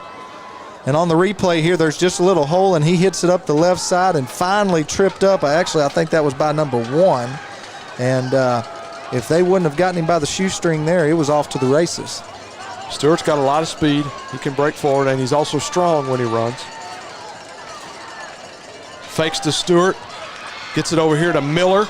Miller's going to, as soon as he catches it, be wrapped up, but he's going to have enough strength to get it out and have a gain of about 8 yards. Yeah, and a nice pitch and catch there, and finally brought down by the defensive back there, number 8. He's their rover, Jaden Belina Ayers. Yeah, the Tigers run a Will Mike Sam, and where they're going to have that rover. So it's a 4-2-5 where they can move that rover around. Sometimes he's a D-back, sometimes he's a defensive lineman, sometimes he's a linebacker. So they set him up. McHenry back to pass. Pass is complete to Caden Miller. What a catch by Caden Miller. And, it's going to be a first down at the 24-yard line.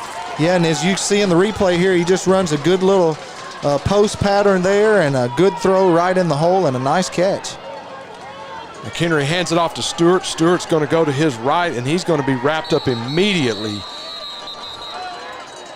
Looks like he might have had a loss there. Yeah, he's wrapped up by number 34, the defensive end, Chase Berg. We're calling his name a lot tonight. He's a 6'5", 230-pound senior defensive end. And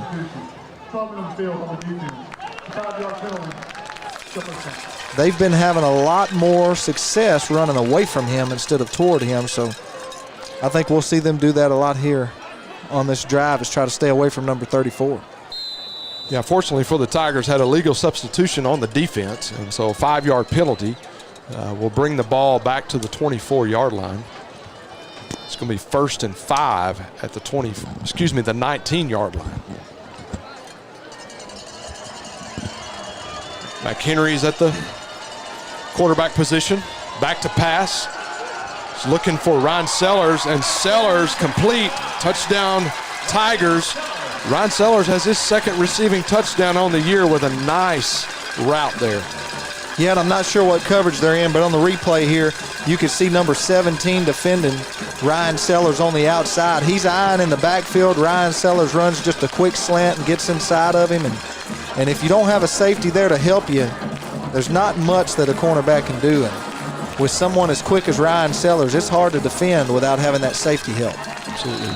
Hernandez's kick is good, and so with 54 seconds left in the first quarter, it is 21-10.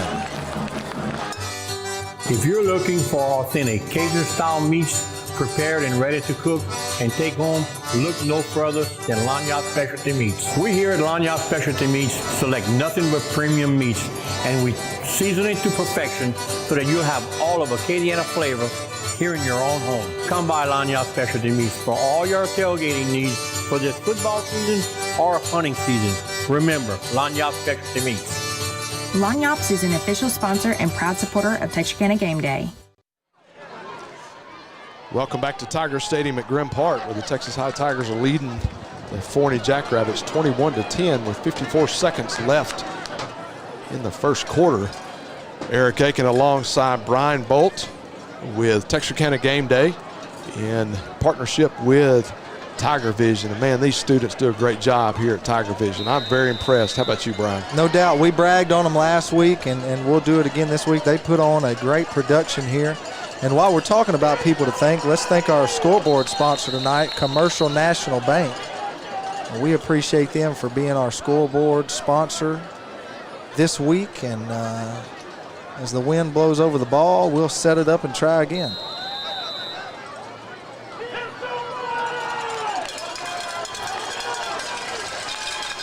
So I look for him to sky the rest of these on the kickoff. And they're going to kick it deep, and they're definitely not going to kick it to Braden. They're going to kick it to the other Braden. Number 5, he's on the return, and he's got a great return out to the 30-yard line.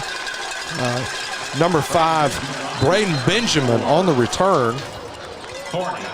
Yeah, and he's finally brought down by number 45, Jaden Kelly, and number 91, Cameron Thomas. But not after a pretty good gain there, you know. They're kicking it deep and getting some good returns each time. So I'm very impressed with the Forney special teams here. Yeah, I said the 35-yard line. It's actually at the 31-yard line where the Jackrabbits will take over 1st and 10. White comes out, brings his team out once again. He's got Washington in the backfield with him. Hands it off to Washington, and Washington is going to be dropped for a loss. It's going to be 2nd down and 12. Yeah, brought down by that guy again. We're going to call his name all night, number 90, Christian Surratt. So that concludes our first quarter, and it is going to be Texas High 21 and Forney 10. And while we've got just a little bit of time here, just want to brag on the band, man. The band is just looking great. Got brand new uniforms this year. Last week saw them at halftime. I know we had some audio issues, had a lot of comments on that. Want to let you know we've got those audio issues fixed. Want to thank our team here at Texarkana Gameday as well as Tiger Vision for getting those things worked out. And so you're going to be able to see the band and hear them this week. And so we apologize for that. And So it looks like they got a camera on us tonight, Brian. I'm kind of scared. That may run off all the viewers tonight. So up here in the booth. But, man, what a great first quarter. It was an exciting first quarter. Yeah, it's a good thing we dressed well tonight. That's right. That's right. Yeah, it is a good thing. Glad you took a shower. I know that's right. At least they can't smell me through the camera. That's right. Yeah. So, man, it's been a great game so far. I mean, we look at it, it's 21 for Texas High and Forney's at 10. I mean, just before this last play, we're right there neck and neck, and we're starting the second quarter. And in the pregame, we talked about wanting to see some points scored tonight. And I'm afraid we might be in for a treat. Yeah, 31 points scored in the first quarter. Hey, this could get exciting quick. White back in at quarterback, hands it off to Washington. He breaks free. Man, what a tough run. Fumble on the play, picked up by number 82. Gage Simmons is there to pick it up, but not before a huge gain by Washington out to the Texas High 49-yard line. Yeah, and that fumble could have gotten away from him very quickly. As you can see, the handoff right up the middle and just making people break some tackles. Nice moves, being physical, puts his head down and runs through the Texas High defense. And Texas High gets on that fumble, and that was actually number 1, Jalen Green, the senior D tackle that got on it. And it looks like we got a flag on the next play. Yeah, number 66, Reese Mercer. He saw Jalen coming. He said, you know what, I'm going to go ahead and go in motion. I really don't want to get run over tonight. Well, he was so pumped up after getting that fumble there. He wanted to get in the backfield and get him another one. So he comes off to the sideline, and they bring in, let's see who that is. I have to go to the depth chart for that one. Number 16, Josh Stevens is in the backfield with White. Yeah, and they bring in Braxton White on the defensive line here for Texas High. So number 82 on the reception, Simmons, and it's going to be complete, and he's going to pick up about 2 yards. Second down and 2. Yeah, and he's finally run out of bounds by number 41, Derek Brown, but the guy that made that play right there is number 15, Marcel Beaver, the corner. His job on a play like that is to come up and set the edge and make the receiver go back inside, and that gives the rest of the Tiger defense time to get over there. And so give a big shout out to number 15. White hands it off to Stevens. Stevens goes right up the middle, and he's going to have enough for the first down. Going to be 1st and 10 at the 38-yard line. Yeah, and on the tackle again, number 90, Christian Surratt. No, I don't want to jinx him, but someone's name I haven't called here lately is number 21, Jackson Halter. And so, or number 10. We haven't seen number 10 much, but it's coming. And that may be the game plan. That's right. You know, keep it away from number 10. That'd be a pretty smart game plan. That's right. That's right. Quick passes out in the flat, and he's just going to throw that ball. Looks like he was trying to just get rid of that ball.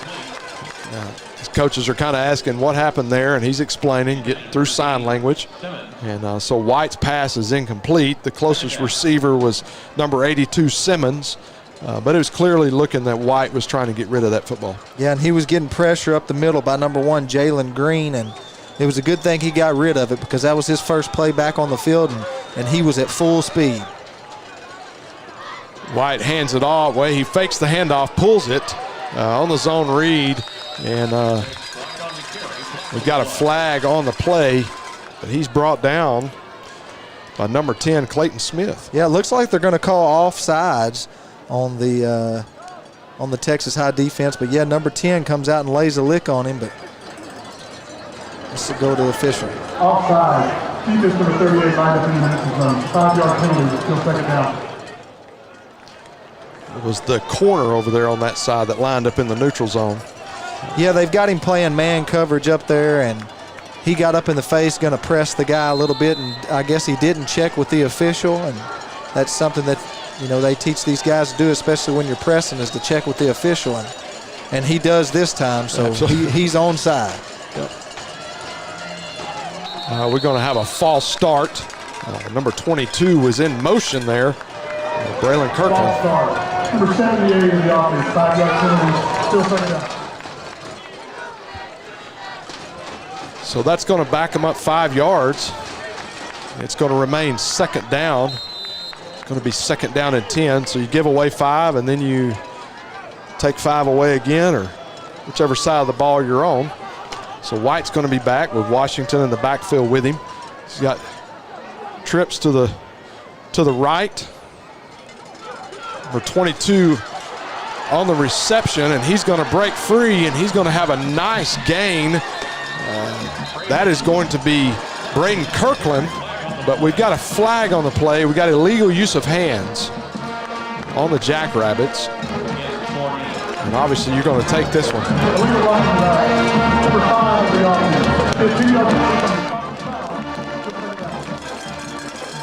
The illegal use of hands or blocking the back. It's the same signal. So. Hey, these guys are throwing flags left and right. The referee's flag was still laying on the ground, and he picked it up, never put it back in his pocket, and he threw it again. So, yeah, one of the Texas High guys had to throw it to him. He forgot he even had it, or he'd have had to throw his hat on that play. That's right. I bet you he's got another one in there. Yeah, he probably took it from that linesman on the other side. Yeah, that's right. That's right. White back in his shotgun, 2nd and 20. He's going to pump fake it, go over the middle, which the middle was open. It's a little bit behind. The pass is intended for number 5, Braden Benjamin. Yeah, and that was a missed opportunity there for the Texas High defense. Number 7, Caleb Arnold. And he's one of their safeties back there, and the pass was a little behind the receiver. And, man, they had an opportunity to pick it there. And if he would have picked it, there was a lot of green grass in front of him. That may have been a pick 6 there.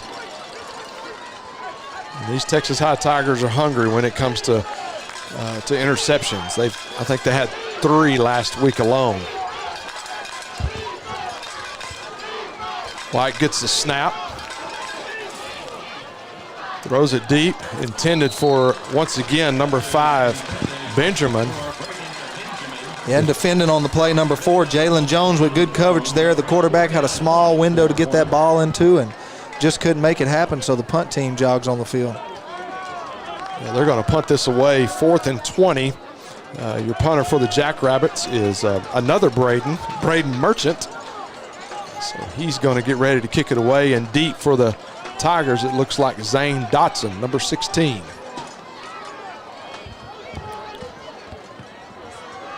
He's going to keep it away from him. And it's going to take a Jackrabbit bounce down inside the 5-yard line all the way down to the 1. What a punt.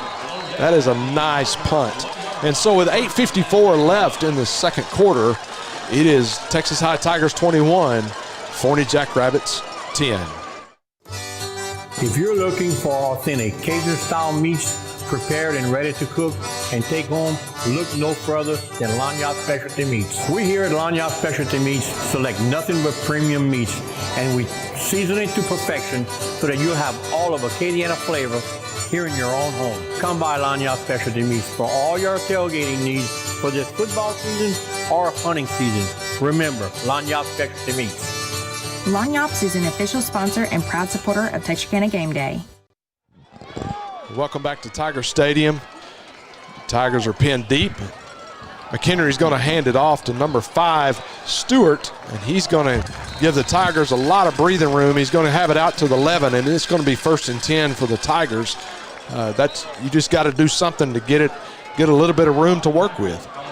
Yeah, and if you watch on the replay here, he hands it off and has a good little gain up the middle there and fights hard for some yards before he's finally brought down by number 17, the cornerback, Sebastian Slater. McHenry hands it off once again to Stewart. They're going to stick with the run. Stewart's going to work his way for about a 1-yard gain. And he's finally brought down there by Seth Bell, number 94, one of their defensive tackles that's come in the game now. Stewart's going to come out of the game, and he's going to be replaced by Anderson. Anderson he's just as good of a runner and can be a difference maker as well. McHenry hands it off to Anderson. Anderson's got the fresh legs, and he's going to get about a 1-yard gain. So it's going to bring up about a 3rd down, and we're going to call it 7. Yeah, and brought down again by your favorite guy, number 13, Dalbert Deshawn Gong. I'm going to tell you, every time he has to pronounce that name, somebody in the press box ought to buy him a Coke. You're up to 2. I'm having to sound it out here. So by the end of the night, it'll be Smith. That's right. McHenry at quarterback. Then the shotgun. Anderson flanked to his left. McHenry's going to be back to pass. He's going to get it to Zane Dotson, as Zane makes a phenomenal catch, keeps 1 foot in bounds, and he's going to be complete out to the 37-yard line. Unbelievable throw by McHenry, man. Laid that ball right where it needed to be. Yeah, and as you see on the replay there, just a little smash concept there. He runs a hitch on the outside with a corner route on the inside, and he makes a great catch. McHenry has been doing it all night, and he gets them to jump off sides. And so it's going to be a free 5 yards. That was a free play, just trying to get it out, and he sprinted out to his right. Almost had a horse collar there. Defense number 94, 5-yard penalty. First down. Yeah, I actually think that was supposed to be a freeze play there, and I think the center was not on the same page with everyone else. Everyone else kind of stood there, and the center snapped the ball, and Texas High's quarterback didn't know what to do except run for his life. And it's going to be bring up 1st and 5. So he gets the signal from the sideline. Coach Nowak is new this year, along with running backs coach Lane Elliott. He's going to hand it off to Anderson. Anderson's going to be up the middle. He's going to bring up 1st and 10 at the 48-yard line. Yeah, and a good little gain for a first down there, and finally upended by number 8, Jaden Belina Ayers.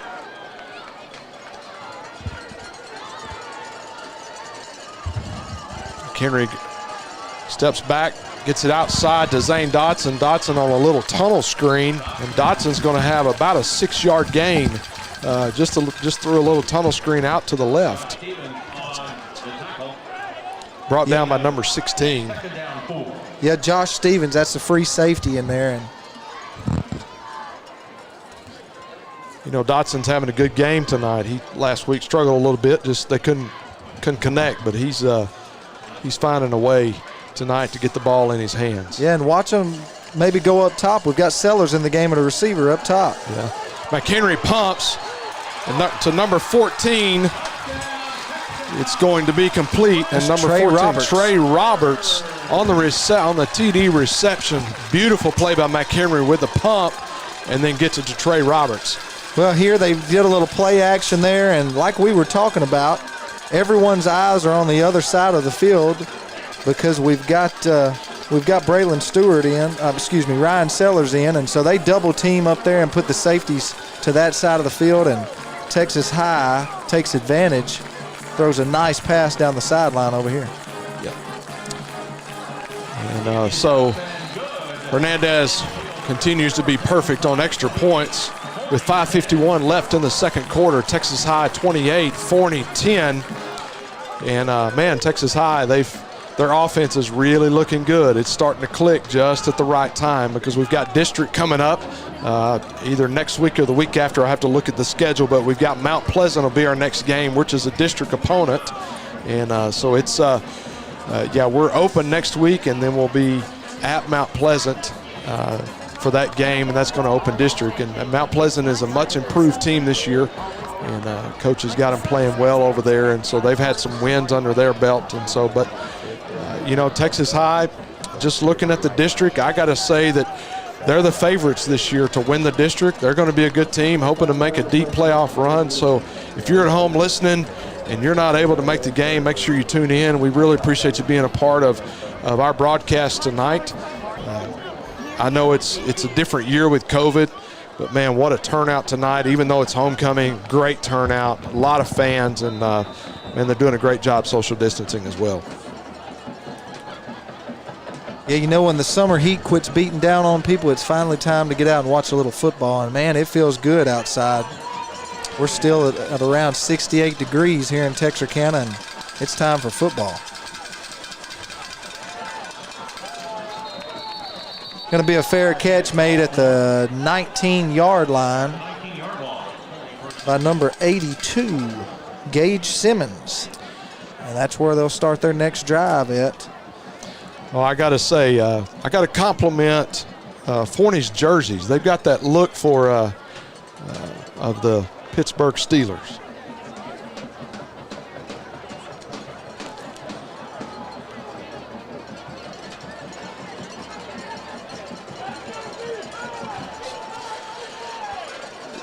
White in at quarterback. He's going to hand the ball off to Washington, and Washington's going to have a gain of about 3 yards. Yeah, and he's brought down by number 10, Clayton Smith. Haven't called his name a lot tonight. I wonder if that's the game plan, kind of keep it away from him. If I'm an opponent, I'm going to do everything I can to go the opposite direction of Clayton Smith. Maybe Jackrabbit fans are listening tonight. Clayton is a highly recruited defensive end, committed to Oklahoma. White takes it around the left side, cuts it actually inside of Smith, and is going to have a gain of about 3 yards. Going to bring up 3rd down and 4. And you can see just a little counter play here, and he fakes the handoff and bounces it outside, and he's finally upended by number 4, Jalen Jones.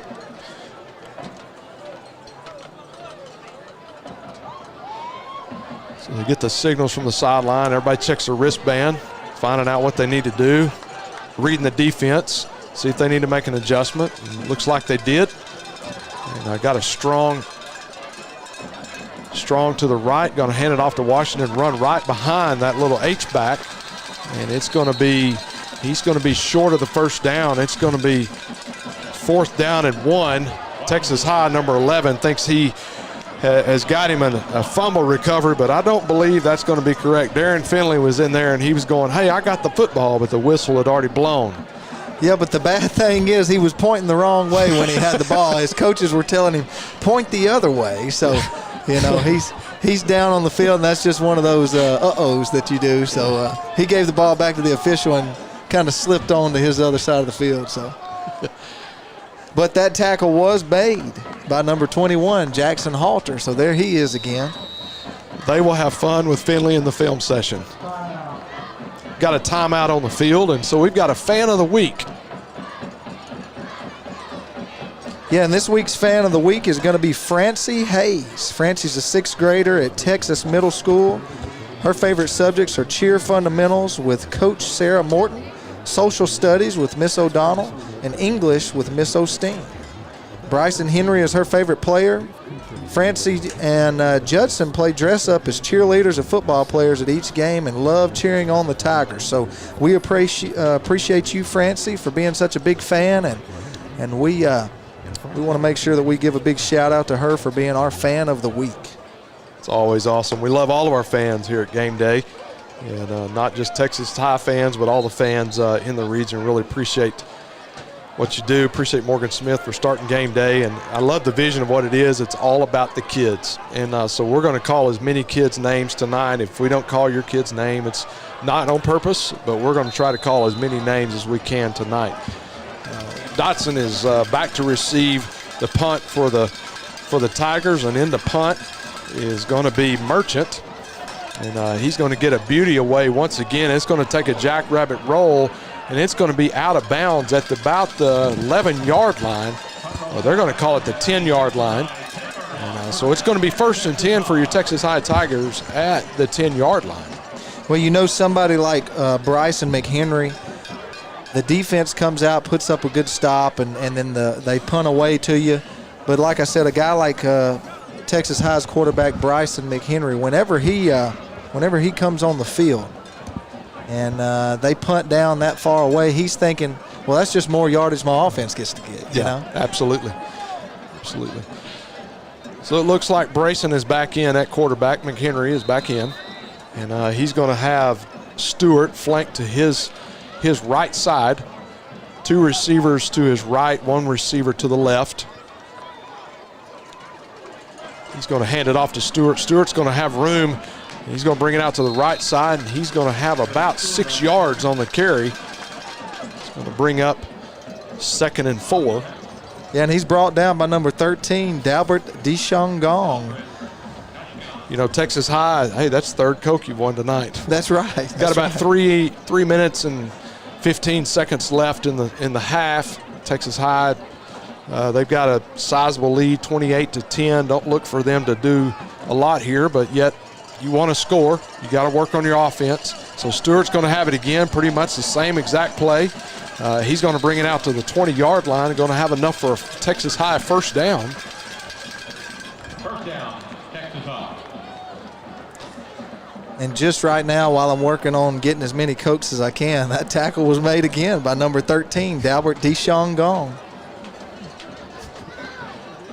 We've got the principals from Forney in here, and we're fixing to make them go broke because they got to buy, right? The visiting team buys. That's right. Stewart once again on the carry, going to come back inside, cut it back to his right, and going to be brought down. Going to have a gain of 4. And thank the Lord he was brought down by someone else. Number 23, his counterpart out there, Caden Cross, the wheel linebacker, came up with a good tackle there. Tell you what, Cross, just watching him on film, he's got a motor, and he's the leader of that defense. Pass is complete to number 8, Gavin Smith. He's going to have enough for a first down. Just ran just like a little quick slant, but we've got a flag on the play. There was a flag thrown back at the receiver downfield. Number 3, the offensive cover that one downfield.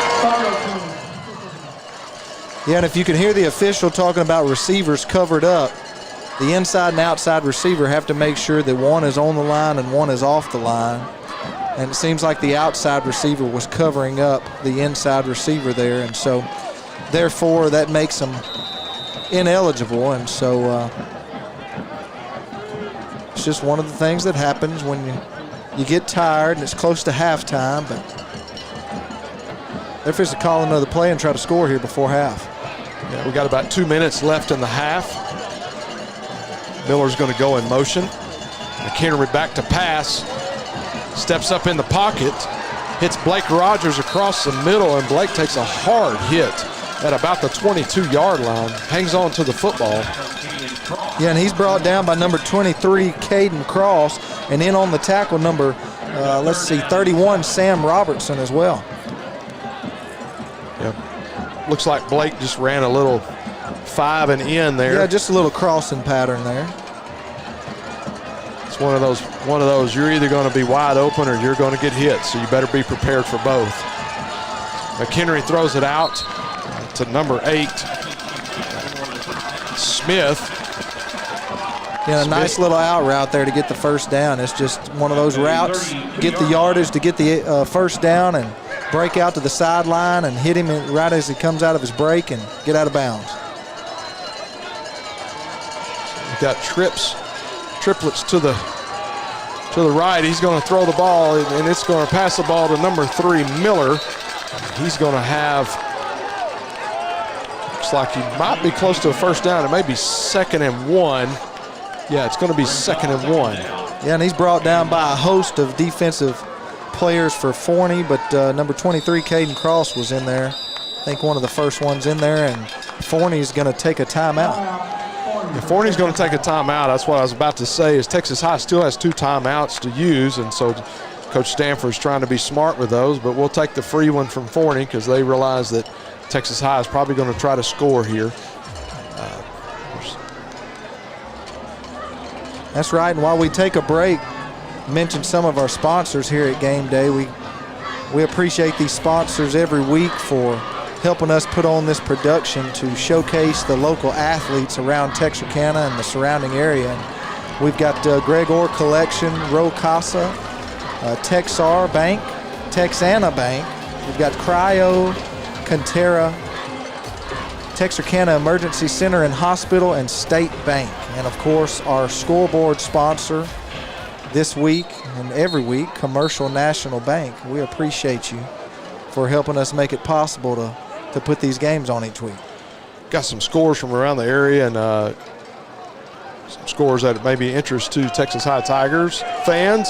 Marshall is up on McKinney North at halftime, 34-15. Mount Pleasant is down to Greenville, 20-7. And looks like Atlanta is losing to Gladewater in the second quarter, 21-14. So we're back to action. McHenry's back in at quarterback, fakes the handoff. He's going to go deep to Ryan Sellers, and Sellers is going to in and out of the hands of Ryan Sellers. That was a great throw by McHenry. Yeah, it was a great throw and a good defensive play by number 25, Grayson Williams, the cornerback. He makes a play on the ball and goes up, and he just misreads it a little bit and gives Sellers a chance to make the catch. But let me tell you, as a former receiver, it's hard to catch a ball like that when you think the defender's going to tip it. Absolutely. He gets it out to number 3, Miller, and obviously he's trying to get out of bounds, and Josh, number 16. Yes, Josh Stevens there. It looks like he's shaking up a little bit on the play after he makes the tackle. But they have a first down, so the clock stops in high school football with a first down, which is, you see a lot of that in high school football, but Stevens is injured, so we're going to have an injury timeout on the field. He came up kind of holding his knee a little bit, so I think he just got banged up a little bit. He should be okay. He'll be right back in the game. Yeah, on the replay we just seen, it looks like he was making the tackle. He kind of pulled the offensive guy for Texas High back on him and kind of bent his leg up a little there, but he's jogging it off, and it looks like he'll be back in the game here in a couple plays. A few more scores while we're waiting to go back to action. Liberty Ilo 6-0 over North Lamar in the second quarter. Pleasant Grove is up on Pittsburgh in the second, 33-7. And Redwater is down to DeKalb 7-0, and Paul Pewitt is up on Chisholm 28-6. McHenry back in at quarterback. He's going to be back to pass, and he's going to have to throw it away. Great catch by the running backs coach there, Coach Elliott. He was an athlete back in his day. Yeah, and he's pressured and had to throw that ball away. But number 34, Chase Berg, the defensive end, was closing in. I think we're going to have a intentional grounding there. There was not a receiver in the area, is my guess, or an illegal substitution. I don't know what we got. Let's wait on the official. It's going to be against the Tigers. Intentional grounding on the offense. He'll stop the foul and the loss of down. Texas High is elected to use the timeout to avoid the 10-second runoff. So if there is an intentional grounding, which basically you try to stop the clock, if you don't have a timeout, there's a 10-second runoff, or you can use a timeout. And so Texas High obviously will use the timeout and take the instead of taking 10 seconds off the clock. Right, and talk a little bit about the crosstown team on the Arkansas side. We've got Arkansas High in Hot Springs tonight facing the Lakeside Rams. And it looks like Lakeside's up on the Hogs right now, 14-7, but it looks like the Hogs are driving. There's 8:36 left to go in the third quarter there at that game, and we'll keep you updated on what's going on up there in the Spa City. The Spa City, are you familiar with that area? I am a little bit. You know, I spent about 3 years up there. I won't tell you where I was, but yeah.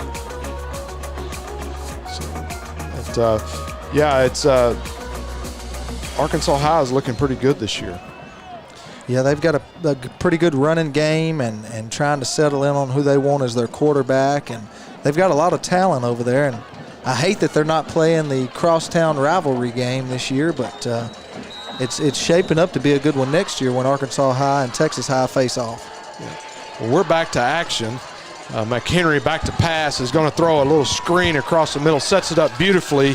And number 2, Stewart, is going to have enough for, well, it's not going to be a first down. He's going to get out of bounds at the 35-yard line with 21 seconds to go in the half. Yeah, and my man number 64, Damon Tyler Moore, our 345-pound right guard, man, he was out front leading the way, and he thought he was leading him to the promised land. So 2 receivers on each side with Stewart in the backfield. McHenry gets the snap, steps up in the pocket, throws it deep. He's intended for Clayton Smith, and it is well defended in the end zone by number 16 and number 25. Yeah, number 16, Josh Stevens, comes away and swipes the ball down, but there was good coverage by number 25, Grayson Williams, as well. So Texas High will reset at the 35-yard line with 2 receivers on each side. Stewart once again is in the backfield. 14 seconds to go. McHenry looks to the sidelines. Actually, the entire team looks to the sidelines to get the signal. McHenry back to pass. He's going to hit Miller. Miller makes a phenomenal catch. And looks like we're going to have 1st and 10, and the clock will stop with 7 seconds left. Yeah, and if you look at the replay there, I think did they call a timeout there? Yeah, they were going to give him out of bounds. He landed on top of the defensive player and stretched the ball out. I thought they were going to give him out of bounds where they didn't have to use a timeout, but nonetheless, they call a timeout. And before we get back to play, I do want to give an update on the score that we had just a minute ago. It looks like the Arkansas High Razorbacks have scored, so we've got a tie ball game with about 8 minutes left to go in the third quarter in Hot Springs, and so we'll keep you updated on that and see how that game turns out between the Rams and the Hogs. Yeah, and Queen City played last night and won again, so they're having a great season down in Queen City. Won 15-0 to Ore City, so big season for Coach Drotty down there, and I don't think this year was the first time they had won, I think, in 2 or 3 seasons. And he's got those kids playing well, confidence. A young team, you just never know what confidence. And so Forney's going to drop back, got 7 deep to try to cover. And Ryan Sellers makes a phenomenal catch in the end zone. Touchdown, Tigers. And now we see why they moved him out there. What a play.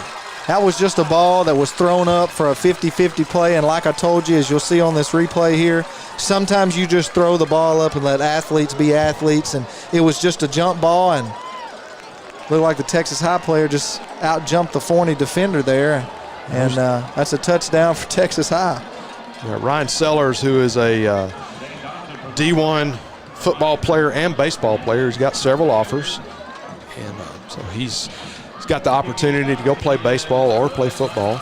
And so with 0.9 seconds left in the half, it is 35-10. Your Texas High Tigers are ahead with Hernandez's extra point was good. He continues to be perfect on PATs. And just a little shout out to his coach. We hope he gets to feeling better. Coach Rainwater, that helps him and does great things in our community. But he comes up to Texas High and works with Hernandez as a volunteer just to help him out. And so we appreciate Coach Rainwater for doing that as well. I know he's at home watching. He's been texting me some things, and so we appreciate him very much. Hope he gets to feeling better. So Texas High, look for them to just kind of squib kick it just to get something to run the time off the clock. And we'll get into halftime with a lead of 35-10. I got to say the Jackrabbits came out strong. They just kind of ran out of gas in the second quarter, but they came out very strong. And you can tell there's potential in this team to be really, really good. And there's some things, obviously, Coach knows that they've got to work on because they are young, and young players are going to make young mistakes. But as the season goes on, these Jackrabbit fans better get ready because these guys are going to be really good. And I think next year you're going to see a totally different football team as well. Oh, yeah, no doubt, no doubt. Just like we expected a squib kick. Number 82 is going to pick it up. And that is going to bring us, if they ever get him down. So it is the end of the first half, and the score is Texas High 35. Forney 10. Coming up here in just a few moments is going to be the High Steppers as well as the Texas High marching band, and I promise you are going to hear it this week. We've got everything taken care of, and so we look forward to seeing you back here for the third quarter. But stay tuned. Watch these girls as they work very hard throughout the week, as well as our band. Once again, Texas High 35, Forney 10. Right now at all Greg Orr Auto Collection locations in Texarkana. Shop from your phone, online, or in person, and make no payments up to 120 days with record low interest rates, drastic price reductions, and huge incentives on our vast and pristine selection. Plus, for sales or service, we will even pick up and deliver your vehicle to you. For all the money-saving details, please visit gregorauto.com. That's gregorauto.com.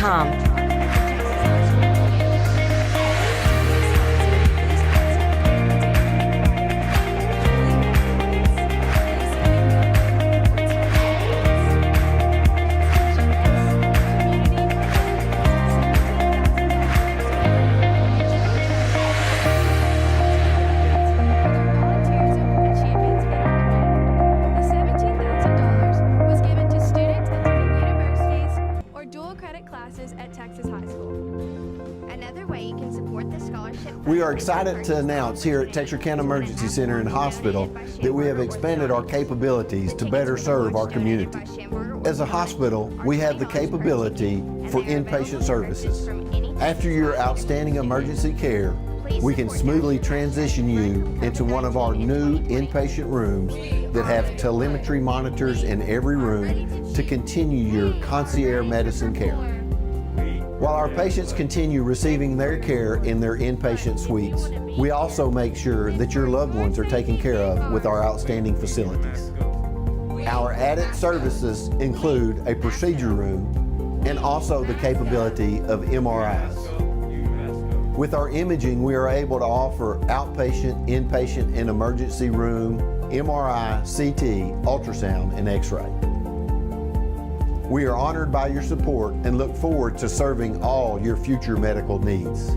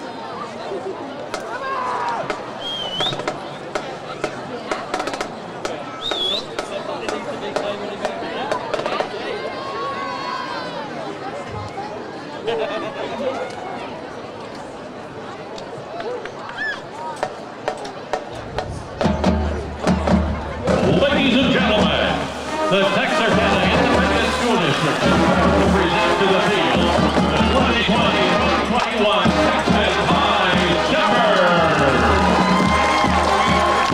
Under the direction of Andrew Reynolds and Matt Lunchel, the High Steppers have graced the field for 42 years.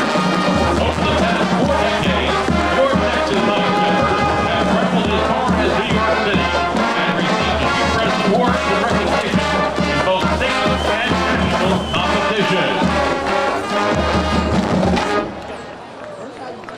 The High Stepper officers are Junior Lieutenant Olivia George, Junior Lieutenant Helen Clark Hayes, Senior Lieutenant Ensley Norman, Senior Lieutenant Evelyn Patterson, and Senior Captain Mary Claire Wright. The High Stepper of the Week is Senior Mallory Hackworth. Our staff member of the week is Lisa Newton. Thank you, Mrs. Newton, for all you do for THS. Our performance tonight is dedicated to you. And tonight, the High Steppers will entertain you with their homecoming tradition routine to Seven Nation Army. Ladies and gentlemen, your Texas High Steppers!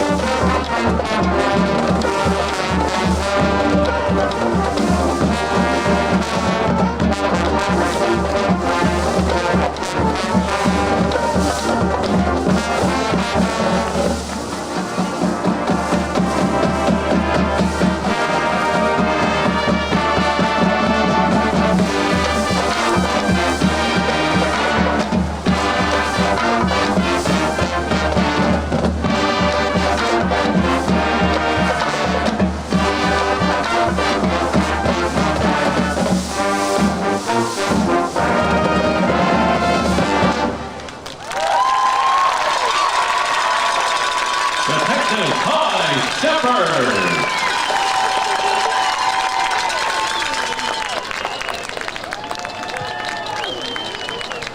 And now, ladies and gentlemen, the Texarkana Independent School District proudly presents for your halftime entertainment the award-winning Texas High School Marching Tiger Band and High Steppers. The Tiger Band is under the direction of Artie Lawson, Steve Bennett, Dylan Davis, Paul Sivis, Dominic Phillips, Kevin Sutton, and Kayla Oskin. The Tiger Band is led on the field tonight by drum majors senior Gabby Reed and junior Julia Ryden.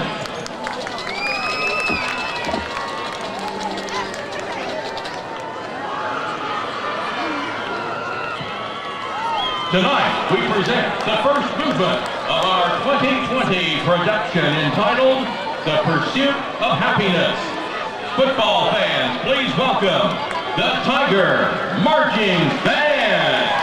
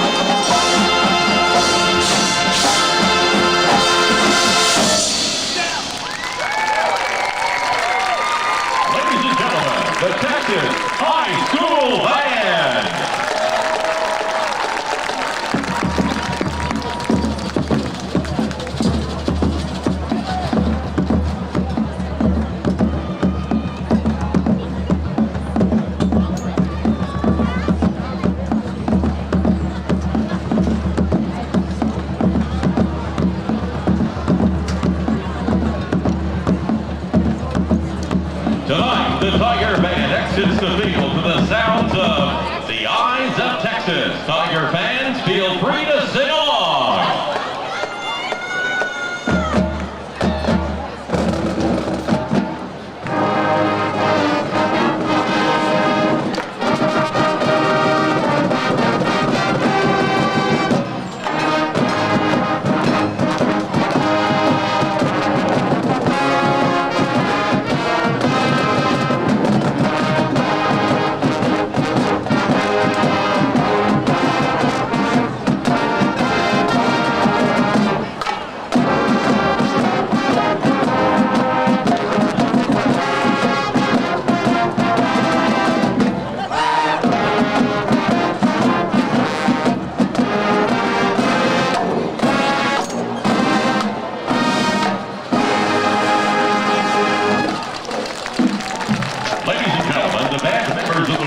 are woodwind musician Caitlin Coburn, percussionist Shay Poole, brass musician Logan Gonzalez, and color guard Abby Vaughn. We would like to thank the Tiger Band and High Stepper Booster Clubs for their continued support of our program, the administration and staff of TISD and Texas High School. The next performance of the Tiger Band next Friday at the four-state Invitational Marching Contest, October 24th. We hope to see you there.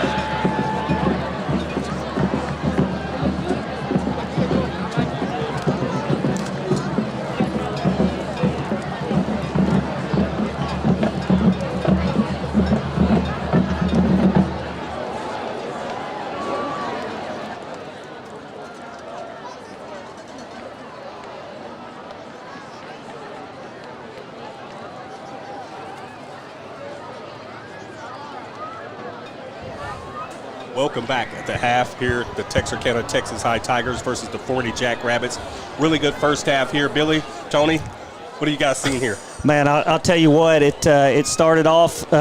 Defense was making a couple of stands, and then offense kind of turned around and started just throwing the ball. You know, we've run the ball real well the first couple of games, but they put Ryan out at receiver like we talked about before the game, and I mean the rest is history. Guys, I mean, does anybody know how many yards he's thrown for? I mean, a bunch. It's got to be 350 yards. I mean, I don't know what he's got. 5 yards, 5 touchdowns right now, passing. Something like that. 5 touchdowns, 3 of them to Ryan, 1 of them to Clayton. I can't remember who caught the other one. Trey, was it? Who was the other one? Trey Roberts. That's right, Trey Roberts.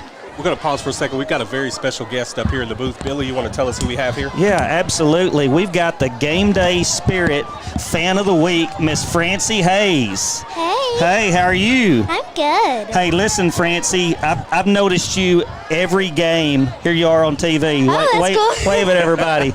I've noticed you from when you were a little bitty baby coming to Texas High games. Do you like coming to Texas High games? Yes, sir. Yeah. How long have you been a Texas High Tiger fan? Well, I've been a Texas High Tiger fan ever since I was 8 months old. Oh, my gosh. And I've attended every high school home game in a cheer uniform. Holy cow! Well, the thing is I'm at most of them, and everyone I go to, I always see you down there cheering. And you're always dressed out in full cheer uniform. Yes, sir. For sure. Why are you such a big fan for the Texas Tigers? Because Texas High has the best spirit, and I love halftime. I love the cheerleaders, and of course I love the football players, especially Brayson McHenry, Nate Minnie, and Trey Lavender. There you go. That's what I'm talking about. A special shout out. Hey, give me some of that. There you go. Hey, what about? Hey, let me ask you this: who's your favorite high stepper? I saw one of them do all that, and I noticed that she may have had your last name. Well, that's a hard choice, but I guess it will have to be Helen Clark Hayes. That's what I'm talking about. Well, Francie, we love you. We appreciate what you do for Texas High, and thanks for coming and joining us at the half. Yes, sir. Thank you. We're going to have to get her on permanent. She does a lot better job than Tony Langford, I see, Mr. A, I see someone in the future that may have a mic in her hand and down on the field. She may be a jack of all trades because I think she can dance, she can cheer. You know, she interviews well. I mean, you know, those Hayes. I mean, a special place in my heart. I wanted a girl so bad, and I ended up with 5 boys. So I've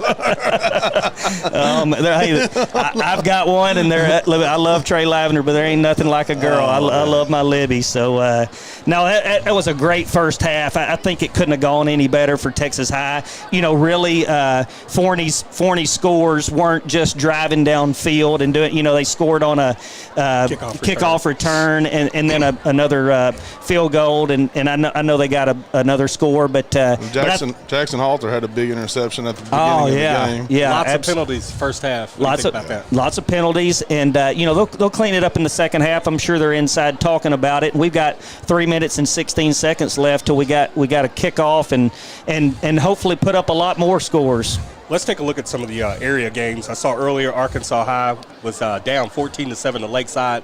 Maybe a little bit different. We're a little bit behind here. I'm telling you, that's going to be a good game. That's going to go down to the end. What else we got? James Bowie in Clarksville. A lot of people picked James Bowie in that game. Right now they're up 30-7 over Clarksville. Woo. Good outing for those guys. I saw PG was rolling. You got Dangerfield, 38-0 over Prairie Land High School. But you got You got DeKalb, 27-0 over Redwater. Redwater unable to get it going in that game. Gotcha. I'm just going to say my Gilmer Buckeyes are up 28-6 on Spring Hill right Special now. shout out. I was getting a little nervous right there because it was a low-scoring game for a long time. A game that most people on the show picked wrong. You've got Tatum, 28-18 over New Boston. All those guys. I'm going to have to say it's not over. It's not over. It's not over. Pleasant Grove rolling at Pittsburgh. We kind of figured that after a loss. Pleasant Grove usually comes back, plays really well. Got an LE score? They're up 40-7. Liberty Ilo, 6-0 over North Lamar. All right. All right. Hey, that may be all they need if that defense holds up, right? You've got Carthage, the number 1 team, 4A, 42-7 over Center, a ranked opponent. You've got Longview, 23-14 over Tyler Legacy. And right here, Grim Park, you've got Texas High 35-10 over Forney. What happened to that down year Carthage was going to have? Because that's what I heard. I heard that all offseason. I don't know. They're tough, They man. looked impressive every week. Teams are coming back and warming up. Craig, if it, put the coach's hat on, and what are you telling if you're Forney? What are you telling them at halftime? Limit the penalties. Try to cut down on the penalties, and let's at least get out here in this first drive and try to march the ball down the field, get a score, and get something working now. I'm telling them when Texas High gets on offense, back up. Yeah, I was supposed to say they don't have the speed on the outside to hang with Texas High. But I noticed they started backing up, and then Coach Stanford started going with some little underneath routes. Caden Miller started tearing them up across the middle. If I'm Coach Stanford, if we can get out and get an early score because you have the ball Why'd you smile after. on that, Billy? Do you know who he played for? I know who he played for. But like I was saying, if I was Coach Stanford, if we can get a score on this first drive, since they did defer the first half, after that I'm pretty much going to shut it down and start to run the ball to try to run the clock. Absolutely. I think they come out and dominate and start getting some people in. I wouldn't be surprised if Coach Stanford pulls it back a little bit pretty early. You got the Tigers about to run out. Forney's also in their bubble, heading out onto the field. I guess we'll get ready to throw it back to the guys in the booth. Brian Bolt and Eric Haken. The crew.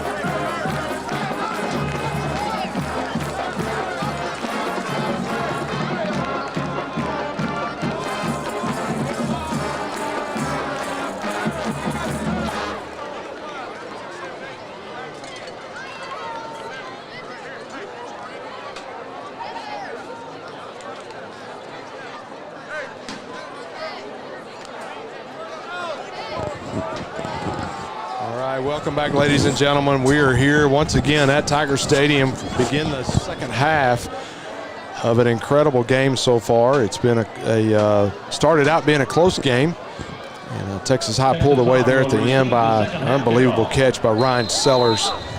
And so we're beginning the second half. Texas High will receive. Back deep once again is Trey Roberts. And to kick off for the Jackrabbits is Cameron Newell.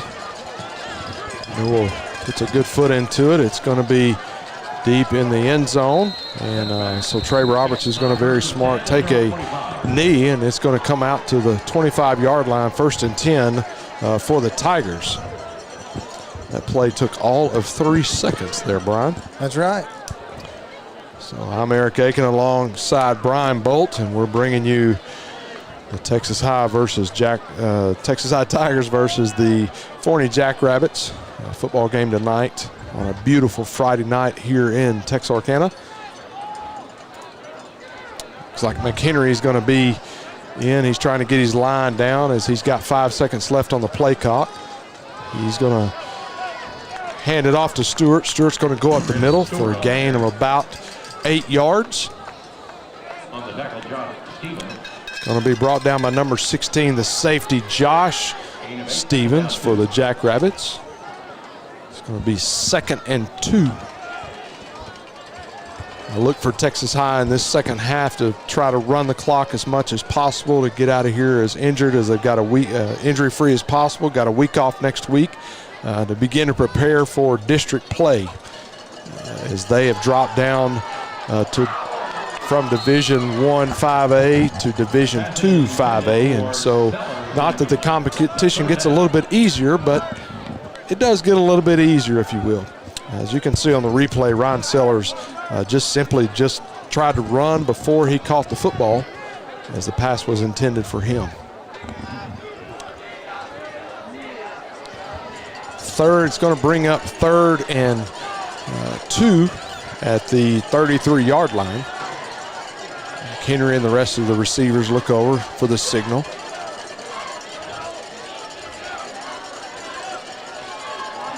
Henry back to pass. He's going to have Blake Rogers.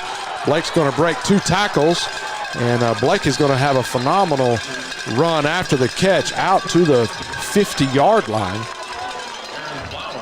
Yeah, and on the replay there, it looks like just a little simple hitch route. A quick throw by the quarterback. He breaks a couple tackles, gets some good yardage, and a first down for Texas High. Texas High 1st and 10 at the 50-yard line. McHenry hands it off to Stewart. Stewart's going to be brought down in the backfield. It's going to be a loss of, they're going to mark him loss of 1.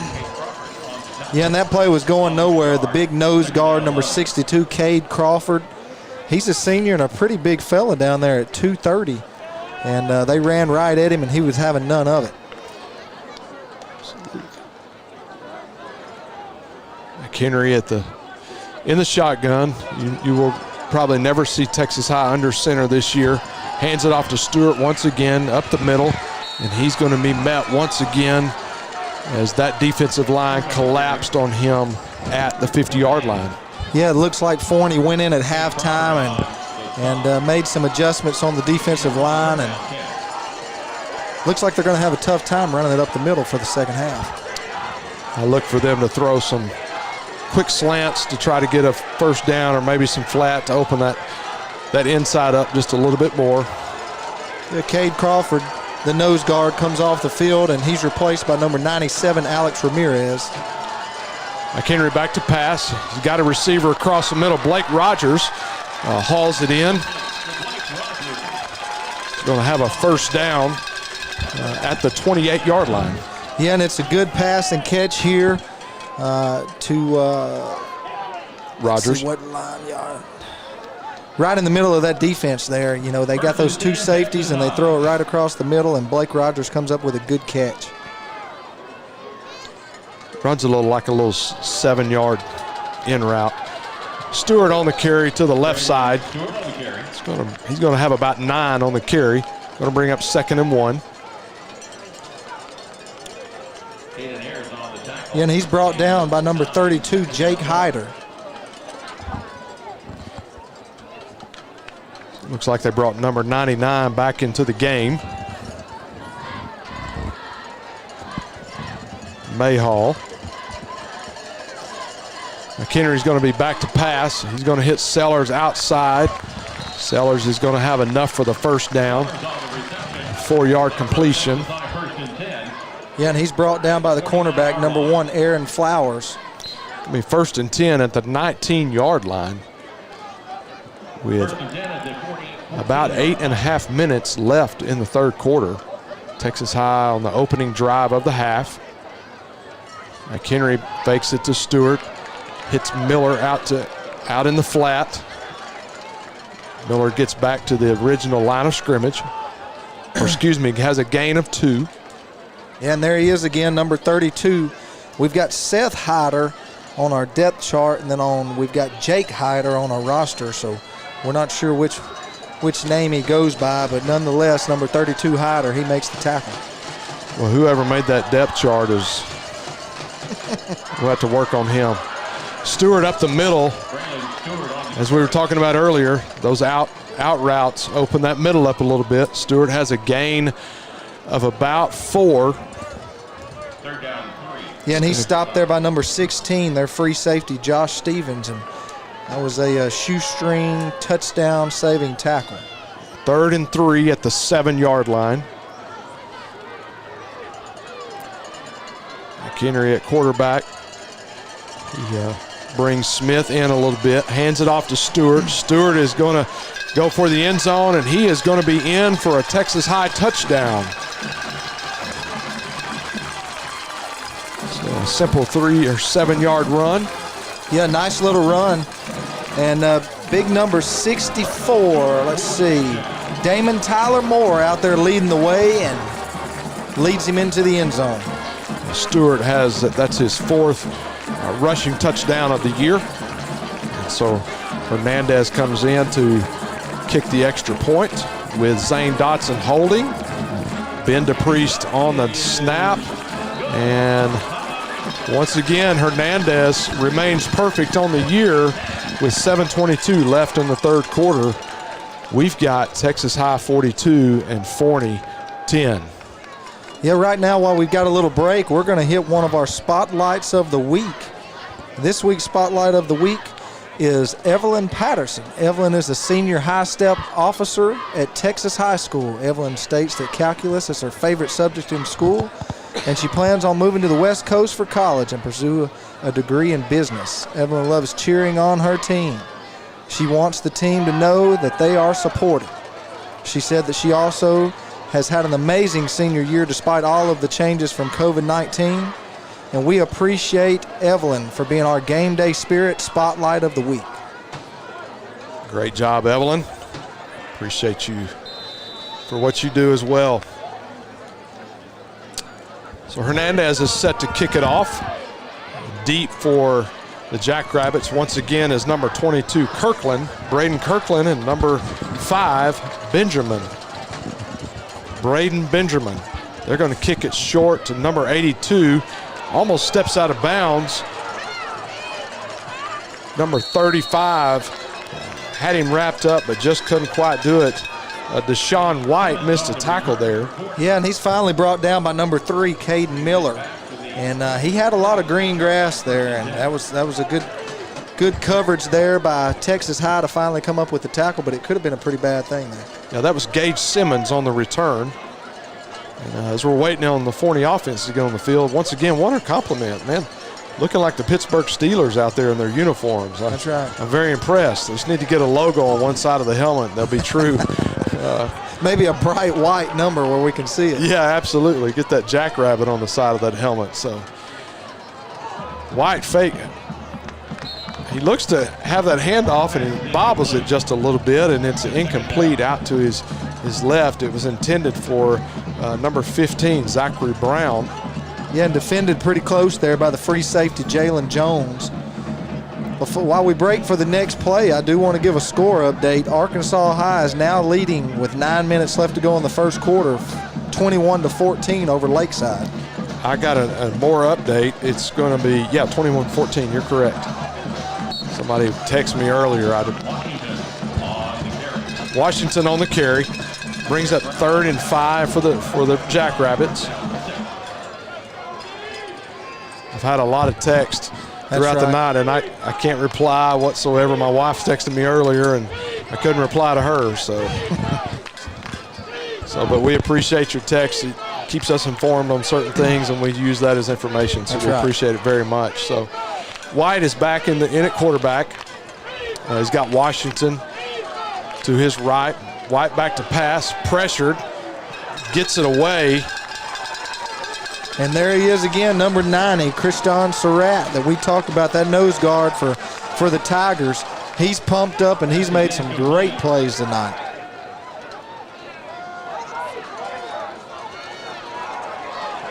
Coach Hawk out on the field. He's working that defense. I'm going to tell you, he is a very passionate man, but it looks like we're going to have a legal substitution. Or intentional grounding. Intentional grounding. The quarterback never left the pocket. There was no eligible receiver in the area. It'll be 4th down at the spot of foul. So it'll be 4th down, and they're going to mark it off from the spot of the foul. It's a loss of down, and so that brings in Newell to kick it, Merchant in to kick, to punt it away for the Jackrabbits. And he has had a phenomenal night kicking. I'm very impressed with his kicking. back deep for the Tigers is Dotson and Arnold. So there, Texas High has had no return yards on the punt. This punter has been amazing tonight, and it is going to be down in the 9 at the 9-yard line. Yeah, I don't know how many punts that is that we've seen inside the 10-yard line tonight, but I know that it's multiple. And man, you can't ask for much more from a punter than to pin another team's offense back like that. And so he's done a heck of a job tonight punting the ball for the Jackrabbits.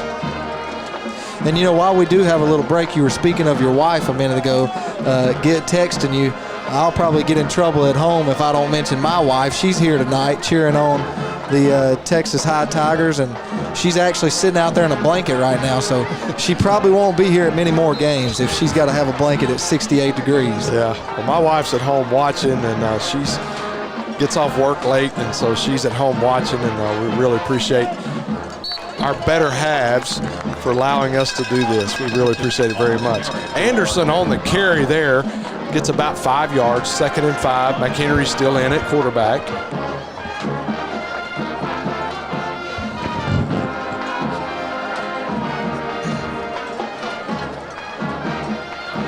I look for Texas High to begin to let some of these kids that don't get to play much start working them in the game here before long. Anderson on the carry once again has enough for the first down. He's going to have a gain of about 6 yards on that carry. Runs it right up the middle. Texas High just wants to run the clock. We got about 5.5 minutes left in the third quarter. Texas High leading 42-10. Yeah, and on the tackle there, number 12, Hunter Carroll. He's in the game now at the free safety position.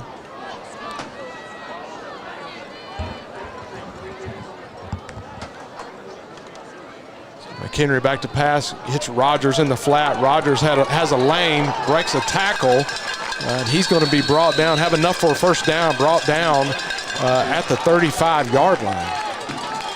Yeah, and right here they just fling it out in the flats to him, give it to him, and let him get what he can get, and he's finally brought down by number 27, Jet Smith for Forney.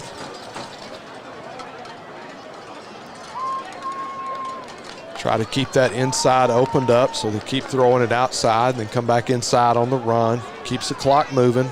We're at 4:45 left in the third quarter. McHenry gets a snap, hands it off to Anderson. Anderson has a big hole up the middle, and he's got a gain of about 14 yards. It's going to bring it out to the 49-yard line.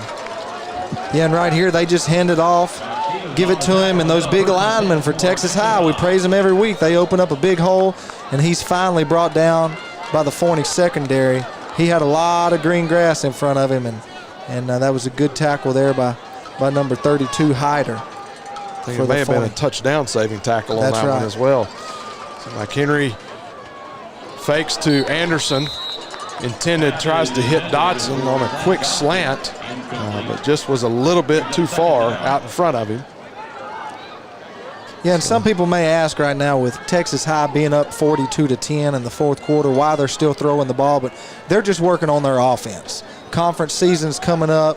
You know, they're going to be playing those district games coming up, and you know, they're not throwing bombs down the sideline trying to run the score up. They're just running small, short packages and trying to work their offense, because at the end of the day, yes, you want to get some guys in the game, but you also got to get ready for conference play. And every coach in the state of Texas right now understands that because of COVID. You didn't have as much time to prepare, so a lot of that. So Anderson on the carry gets a gain of about 6 yards. Yeah, and after 6, he's upended by number 16, Josh Stevens. Bring up 3rd down and 4 at the 45-yard line. Tell you what, where we're sitting, we're right down that 45-yard line. That's a big offensive line, I can tell you yes, that. Yes, it is. Dotson in motion. McHenry looks to hit Dotson. Oh, what a catch. Zane Dotson makes a phenomenal catch as he's falling, and he even has to signal first down on that. And it's going to bring a first down at the 28-yard line. Yeah, and on the replay here, you know, he runs a little corner route, and the quarterback's job is to throw him to the sideline, and he threw him right on the sideline, and that's another catch tonight where he gets his foot down, and that's a first down for Texas High. 3:22 left in the quarter. McHenry fakes it to Anderson, keeps it, cuts outside, then cuts back inside. Has a gain of 7 yards. Yeah, and just a little zone read there, and he read the defensive end and pulled it, decided to run the ball, and finally tackled after a good little gain of about, 9 yards by number 41, Cameron Wall. 2nd and 1 at the 19-yard line. Clock continues to run in the third quarter. So McHenry looks to the sidelines to get the signal.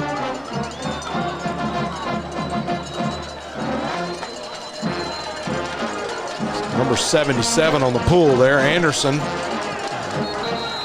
Anderson gets the call and tries to get it out to the right, just brought down short of the first down. Yeah, brought down by a couple of the Forney players, but first there was number 12, Hunter Carroll. And, we hit on that offensive line just a minute ago about how big and how good they look. But if you notice, not only are they big, but they don't make a lot of mistakes as far as penalties. And so that helps a lot as well when you have an offensive line that can be efficient in not costing you yards. Number 77, McCullough on the pull there. He was frustrated with himself, just missed his block there a little bit to free up Anderson where he could get possibly.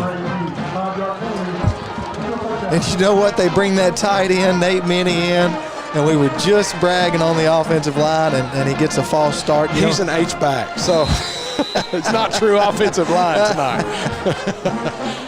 He's having a tough night tonight. He's not played a lot of snaps tonight, and he's frustrated, and they bring him in, and he's ready to hit somebody and just gets a little in front of himself and takes off a little early, and they bring him out, and here we go again. So he's going to bring up 3rd and 6 after the penalty. And McHenry back to pass, throws a beautiful ball to Sellers to the right-hand side. Sellers has enough for a first down. It's going to be 1st and 10 at the 16-yard line. Yeah, and on the replay, it's just one of those stick routes like we talked about.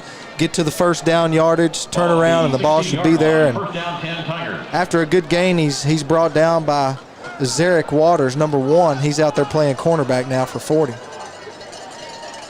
Anderson continues to be the running back. Gets the handoff. Anderson is about one defender away from scoring on that one. Second, it's going to bring up about 2nd and 5 on that. Yeah, and he's upended again by number 32, Hyder. He's been a pretty good little player for Forney tonight, making quite a few tackles out there while he's been in the game. We're going to make a correction, make it 2nd and 4. Forney's playing pretty conservative defense. There's not a lot of blitzing going on. So Anderson takes it up the left side. He's going to power his way to a first down. It's going to bring up 1st and goal at the 3-yard line for Texas High. Yeah, and in on the tackle, Colt Learson, number 28. On the replay here, they hand it to him, have a couple guys pulling and try to get around the edge there, and gets the first down, and it's going to be 1st down and goal. Looks like they're going to try to score before the end of the quarter. So McHenry in. Got a double stack on the right-hand side. And he hands it off to number 2, Braylon Stewart, and Stewart is in for the touchdown. He had a high snap there, but handled by the quarterback, and gives it to the running back and lets him power his way into the end zone. So Hernandez is in for the point after attempt.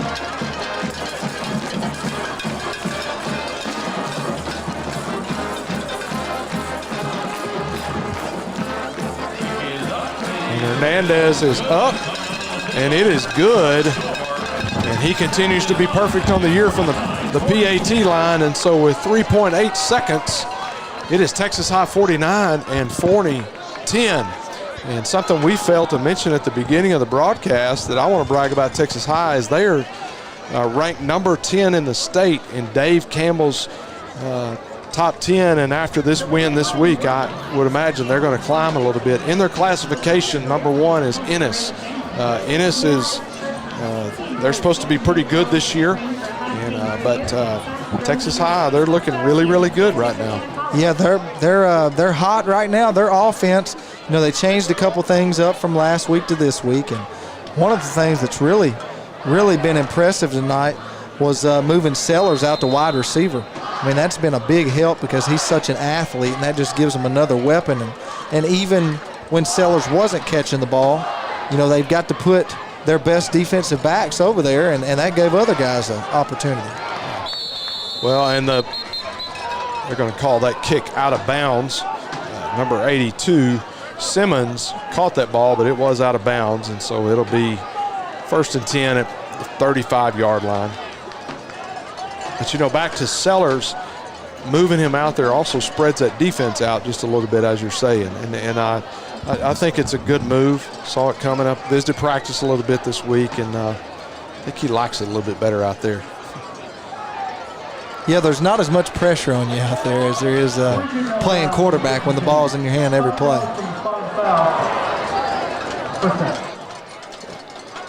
It's going to be a spot foul, so it's going to bring up 1st down at the 33-yard line. 1st and 10 for the Jackrabbits. Got a new quarterback in, Noah Garcia, bringing him in. He is a 6'3" senior for the Jackrabbits, so glad the senior's getting a little bit of playing time. From what I understand, he played a lot last year at quarterback. From everything I've seen, as you can see on this play, a quick release. But that's going to bring us to the end of the 3rd quarter with Texas High 49, Forney 10. We'll be back after this message. Right now at all Greg Orr Auto Collection locations in Texarkana. Shop from your phone, online, or in person, and make no payments up to 120 days with record low interest rates, drastic price reductions, and huge incentives on our vast and pristine selection. Plus, for sales or service, we will even pick up and deliver your vehicle to you. For all the money-saving details, please visit gregorauto.com. That's gregorauto.com.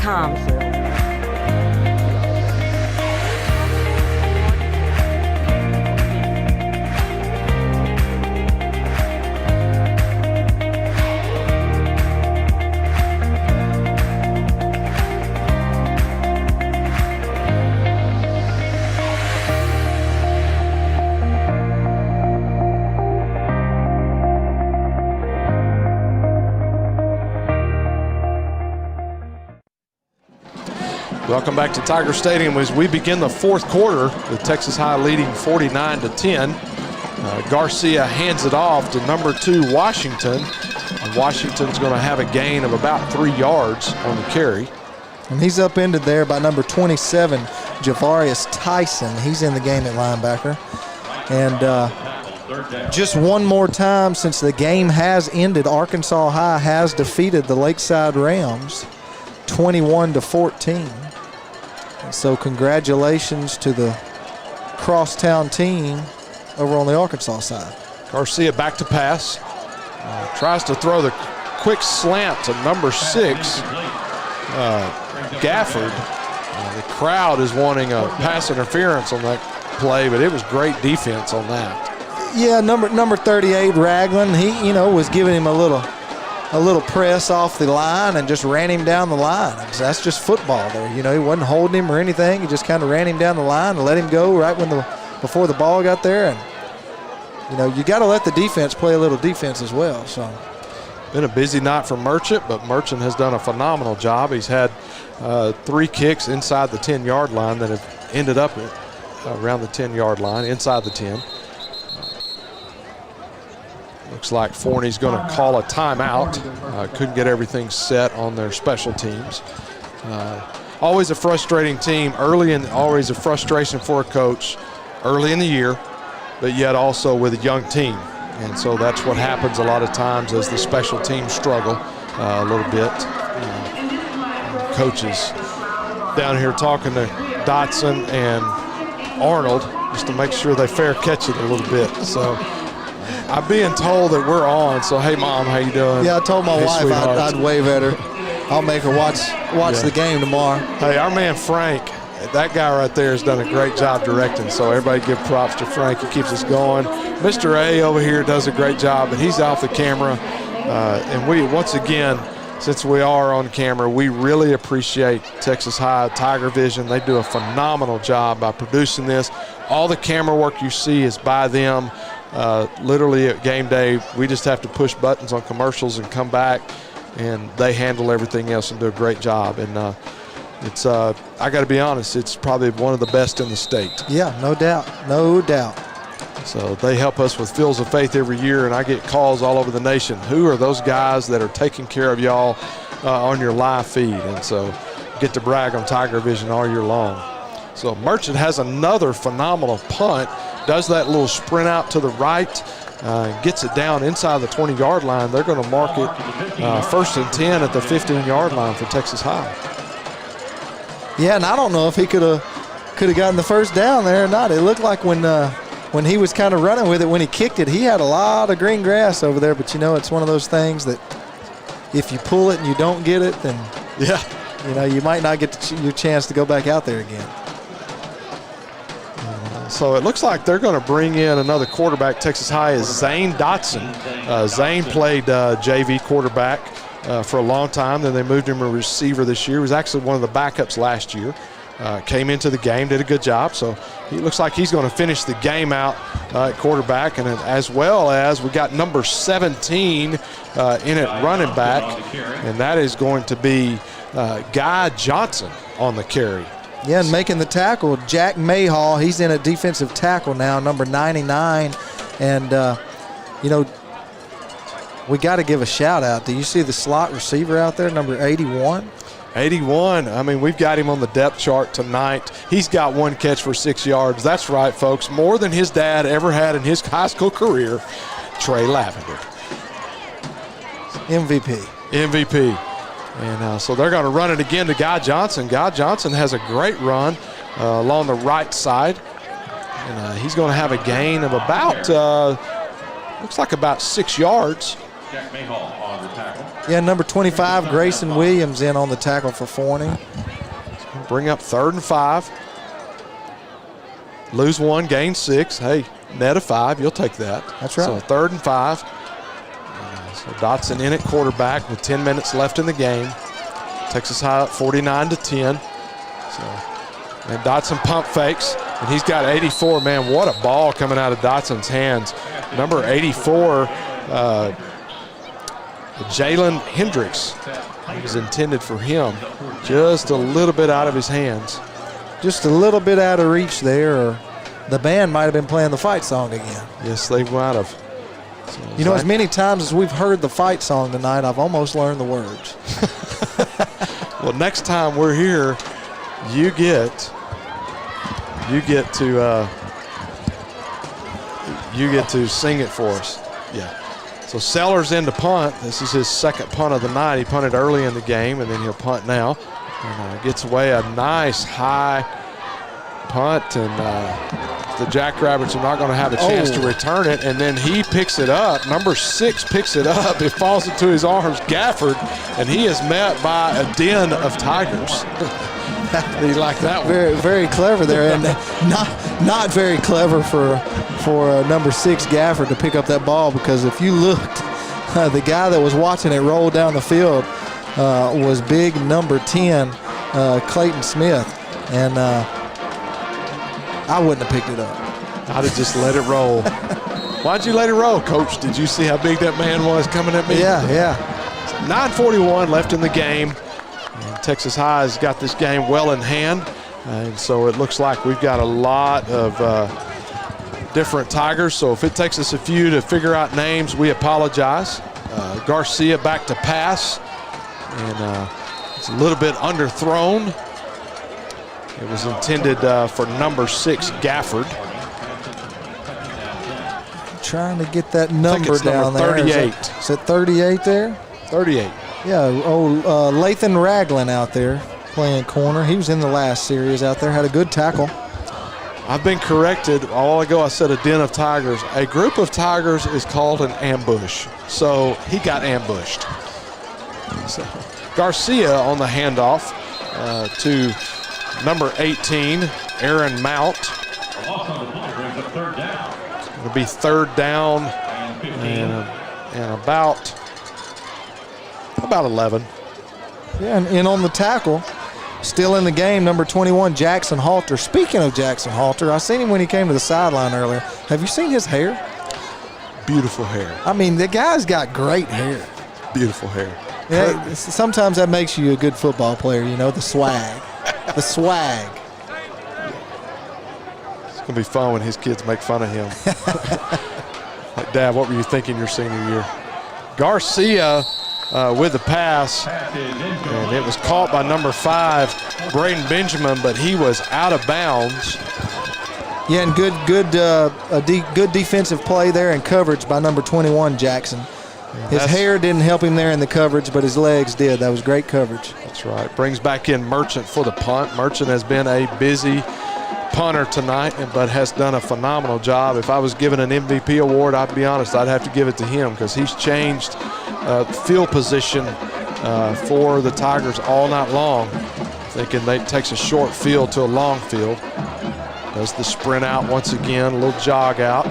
So Caleb Arnold's going to pick it up on this one. And he's going to be down just inside the 50-yard line. It's going to be about the 43-yard line, 44-yard line. So Texas High will take over with 8:36 left in the fourth quarter. If you're looking for authentic Cajun-style meats prepared and ready to cook and take home, look no further than Lanyard Specialty Meats. We here at Lanyard Specialty Meats select nothing but premium meats, and we season it to perfection so that you'll have all of Acadiana flavor here in your own home. Come by Lanyard Specialty Meats for all your tailgating needs for this football season or hunting season. Remember, Lanyard Specialty Meats. Lanyards is an official sponsor. Dotson fumbles the snap, but picks it up and makes a nice gain. What could have been a bad play for a loss turns it into a gain of about 5 yards. Going to bring up 2nd and 5. He's run out of bounds. Yeah, and the snap wasn't bad. It was just mishandled by somebody that's not used to being back there playing quarterback, but he picks it up, gets a couple blocks, and gains about 4 or 5 yards on the play. And so you just grab it and improvise. So the Tigers usually don't huddle up, but it's going to be more like in the words of the Auburn Tigers, a little muddle. And so they're going to kind of get together there, and then Zane's going to hand it off to Guy Johnson. Guy hits the hole hard, gets a gain of about 2. And I'm telling you, I'm impressed with Johnson. He hits the hole pretty quick. Yeah, and he's tackled there, a nice tackle by Niall Roper. Number 47, he's a linebacker that's in the game now. And you know, you're speaking of Auburn. I think there's a game coming up with the Arkansas Razorbacks at 3 o'clock tomorrow. And, you know, I hate to bring that up for the Texas fans, but, you know, well, Arkansas is looking pretty good right now, I must say. Tell you what, the difference between Texas record and Arkansas record right now is nothing. They're both 1-1. That's right. And it's the Red River rivalry tomorrow between Texas-Oklahoma game. Will be 11 o'clock tomorrow. So referee starts that clock, keep that clock running. Texas High is trying to do that, run as much time off the clock, using the play clock to do that. So if they run this down, it could be down closer to the end of this play, closer to between 6:15 and 6.5 minutes left in the ball game. Texas High up 49-10. Dotson in at quarterback. Johnson in at running back. Hands it off to Johnson. Johnson makes a quick cut in the backfield, but is brought down very quickly. Loss of 1 on the carry.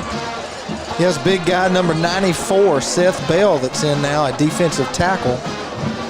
Makes a good play there and brings him down for maybe a loss of 1, maybe half a yard there. And Texas High has got their quarterback over,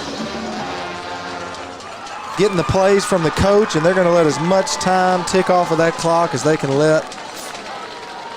Well, Dotson doesn't practice quarterback a lot, so knowing the signals is maybe a little bit different for him. So he just said, hey, why don't you come over? We got plenty of time. We're wanting to run the clock. And so he does that. He does a read option there, pulls it, keeps it up the left side for no gain on the carry. Yeah, and laid a little lick on him there, number 31, Sam Robertson. He's played well since he's been in the game at defensive end for Forney. And that's the deal with these early games. You're trying to figure out where guys are, trying to get the guys that are on the bus, trying to get them in the right seat in order to be successful coming into district. And so just because Forney's going to leave this game 0-3 does not mean that they're not a good football team. They're trying to figure out where guys are to the point of Zane Dotson back for the pass and completed to our man Trey Lavender. And what a catch. I'm glad we got a replay of this. Watch this play right here. Lays out. What a catch. Enough for a first down, and so it's just inside of first down, but he gets 10 on the catch, so his second catch, and he's got 16 yards on the year. So great to see some of these guys that are on the team that may not get to play a lot this year, but they're getting to play a little bit. And so congratulations to Lavender and to Dotson as well on that pass. It's going to be 4th and 1. They're going to go for it instead of punting it. Guy Johnson's going to get the carry. He's going to go up the middle. Looks like he's going to have enough for the first down.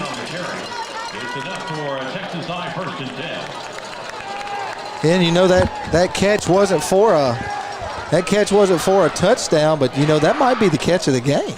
Yeah, I'm hearing that Guy Johnson's nickname in class is Duracell. So really? He just keeps going and going. And the way he runs is the way he does it. So I've been corrected. He calls Trey Lavender. Mr. A's over here correcting me, so I apologize for that. Trey is Duracell. Johnson gets the carry once again and is met in the hole by a host of Jackrabbits.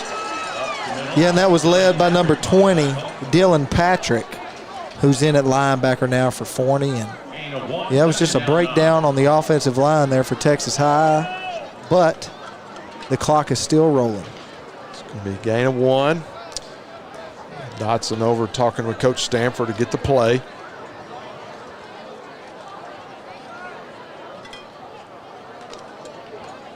Guys huddle up, just trying to run time off the clock. Going to be under 3 minutes at the end of this play. Dotson hands it off or reads it, pulls it, keeps it, and is going to have a gain of about 5 yards on the carry. And he's finally tackled by number 44, Tanner Howland. And, you know, speaking of Duracell, you know, a little read option there. He pulls it, gets upfield for a nice gain in the first down. And back to the nicknames we were talking about Duracell. They're just a household full of nicknames, aren't they? Yes, they are. I mean, you got the Tiger King. You got Duracell. What else they call him? Razorback Billy? Razorback Billy. You know, I mean, it's a household full. Yep. Guy Johnson on the carry. He gets walloped there at the end.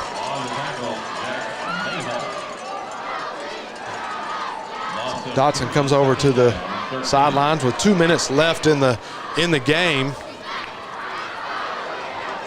Just watching the time click off. It's great for these young guys to get to play a little bit. Dotson has the plays running in as the Tigers huddle. This is the first time in the game that they've huddled up on this drive. First time at this part of the game, just trying to run time off the clock. Gets the play clock down to, going to snap it with 2 seconds left. Johnson's going to get the carry one more time, and it's going to be less than a minute and a half left in the game. And, they're going to be able to get it under 1 minute. This play, it's going to be 3rd and 12. I'm sure Texas High would love to get it where they can get into a victory formation on this one.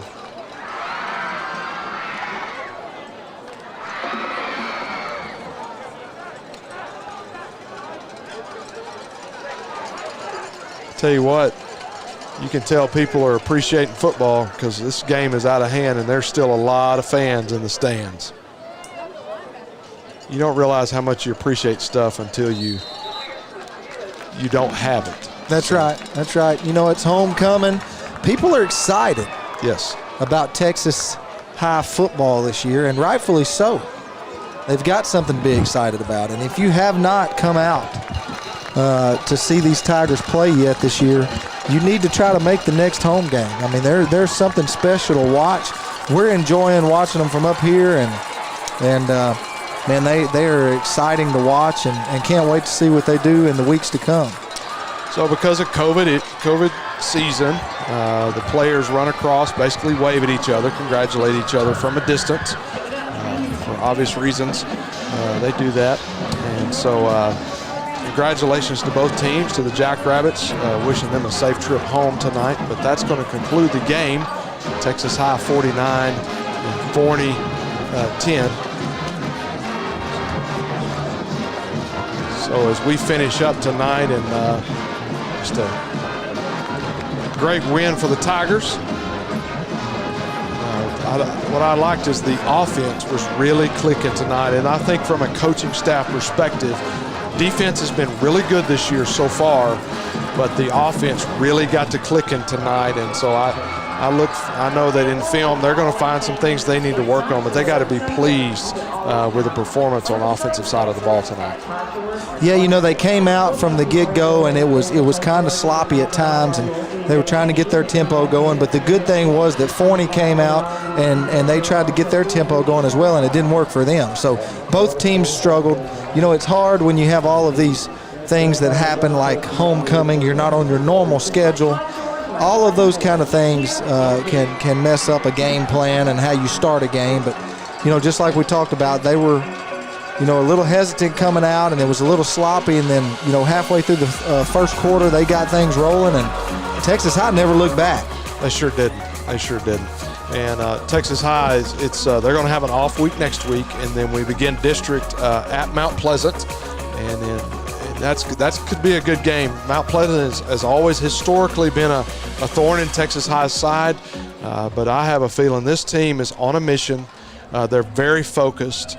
They've got great senior leadership, and as well as Coach Stanford has created a winning culture as well. So I'm looking forward to seeing them the rest of this year.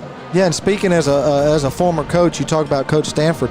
You know, I watch the sidelines a lot and watch how the kids react when they come off the sideline, and watch how the coaches react when things don't go their way. And I'm telling you, I'm very impressed with the Texas High coaching staff and the way they have their players prepared, because when they come on and off the field, you don't see them slacking around and hanging their head or showing bad body language. Those coaches have those guys ready to play, and they're walking a line for Coach Stanford.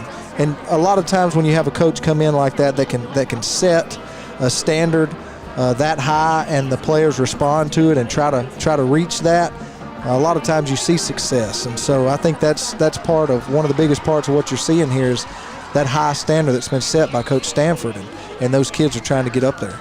Well, it's amazing that they, you know, only gave up 10 points tonight. They gave up 3 last week. I think the first week against a great John Tyler team, 21 points. And so the defensive side of the ball is really, really clicking as well. And so it's going to be amazing to see what happens when both sides of the ball are clicking against a great team.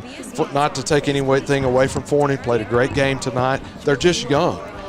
Their coach will tell you that. Coach Stanford noticed that about them as well. They've got some cats that can go, but Texas High has just been real stingy, great against the run, struggled a little bit at times, a couple of big plays, but they make the adjustments, and then we're able to stop. But, man, what a team effort tonight, and it's been a great game tonight. Yeah, man, and before we end and all, you know, a big shout out to their defensive line for Texas High. I mean, if you talk about, you know, a player of the game or a position or who kind of set the tempo and the tone for the game, that defensive line for Texas High, number 41, Derek Brown, number 90, Kristen Surratt, number 1, Jalen Green, number 10, Clayton Smith, and then some other guys mixed in and out of there.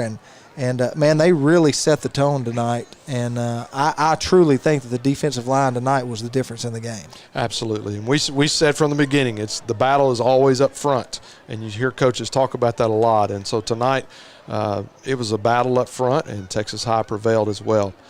Well, we want to say thank you for joining us tonight. And once again, before we get off the air, on behalf of Brian and myself, we want to thank Texarkana Game Day for allowing us to be a part of this. We also want to thank Tiger Vision for doing a phenomenal job. And these students, I can't tell you how great of a job they do. I know we keep bragging on them, but Mr. Aldridge has a lot of students that leave Texas High and continue in the business of video production. So it's not just happening here, but he's teaching them something that they can have a life skill with and do something with and go make a little bit of money as well. And so we really appreciate it. Thank you so much for joining us, and we look forward to seeing you at the next Texas High Tiger football game.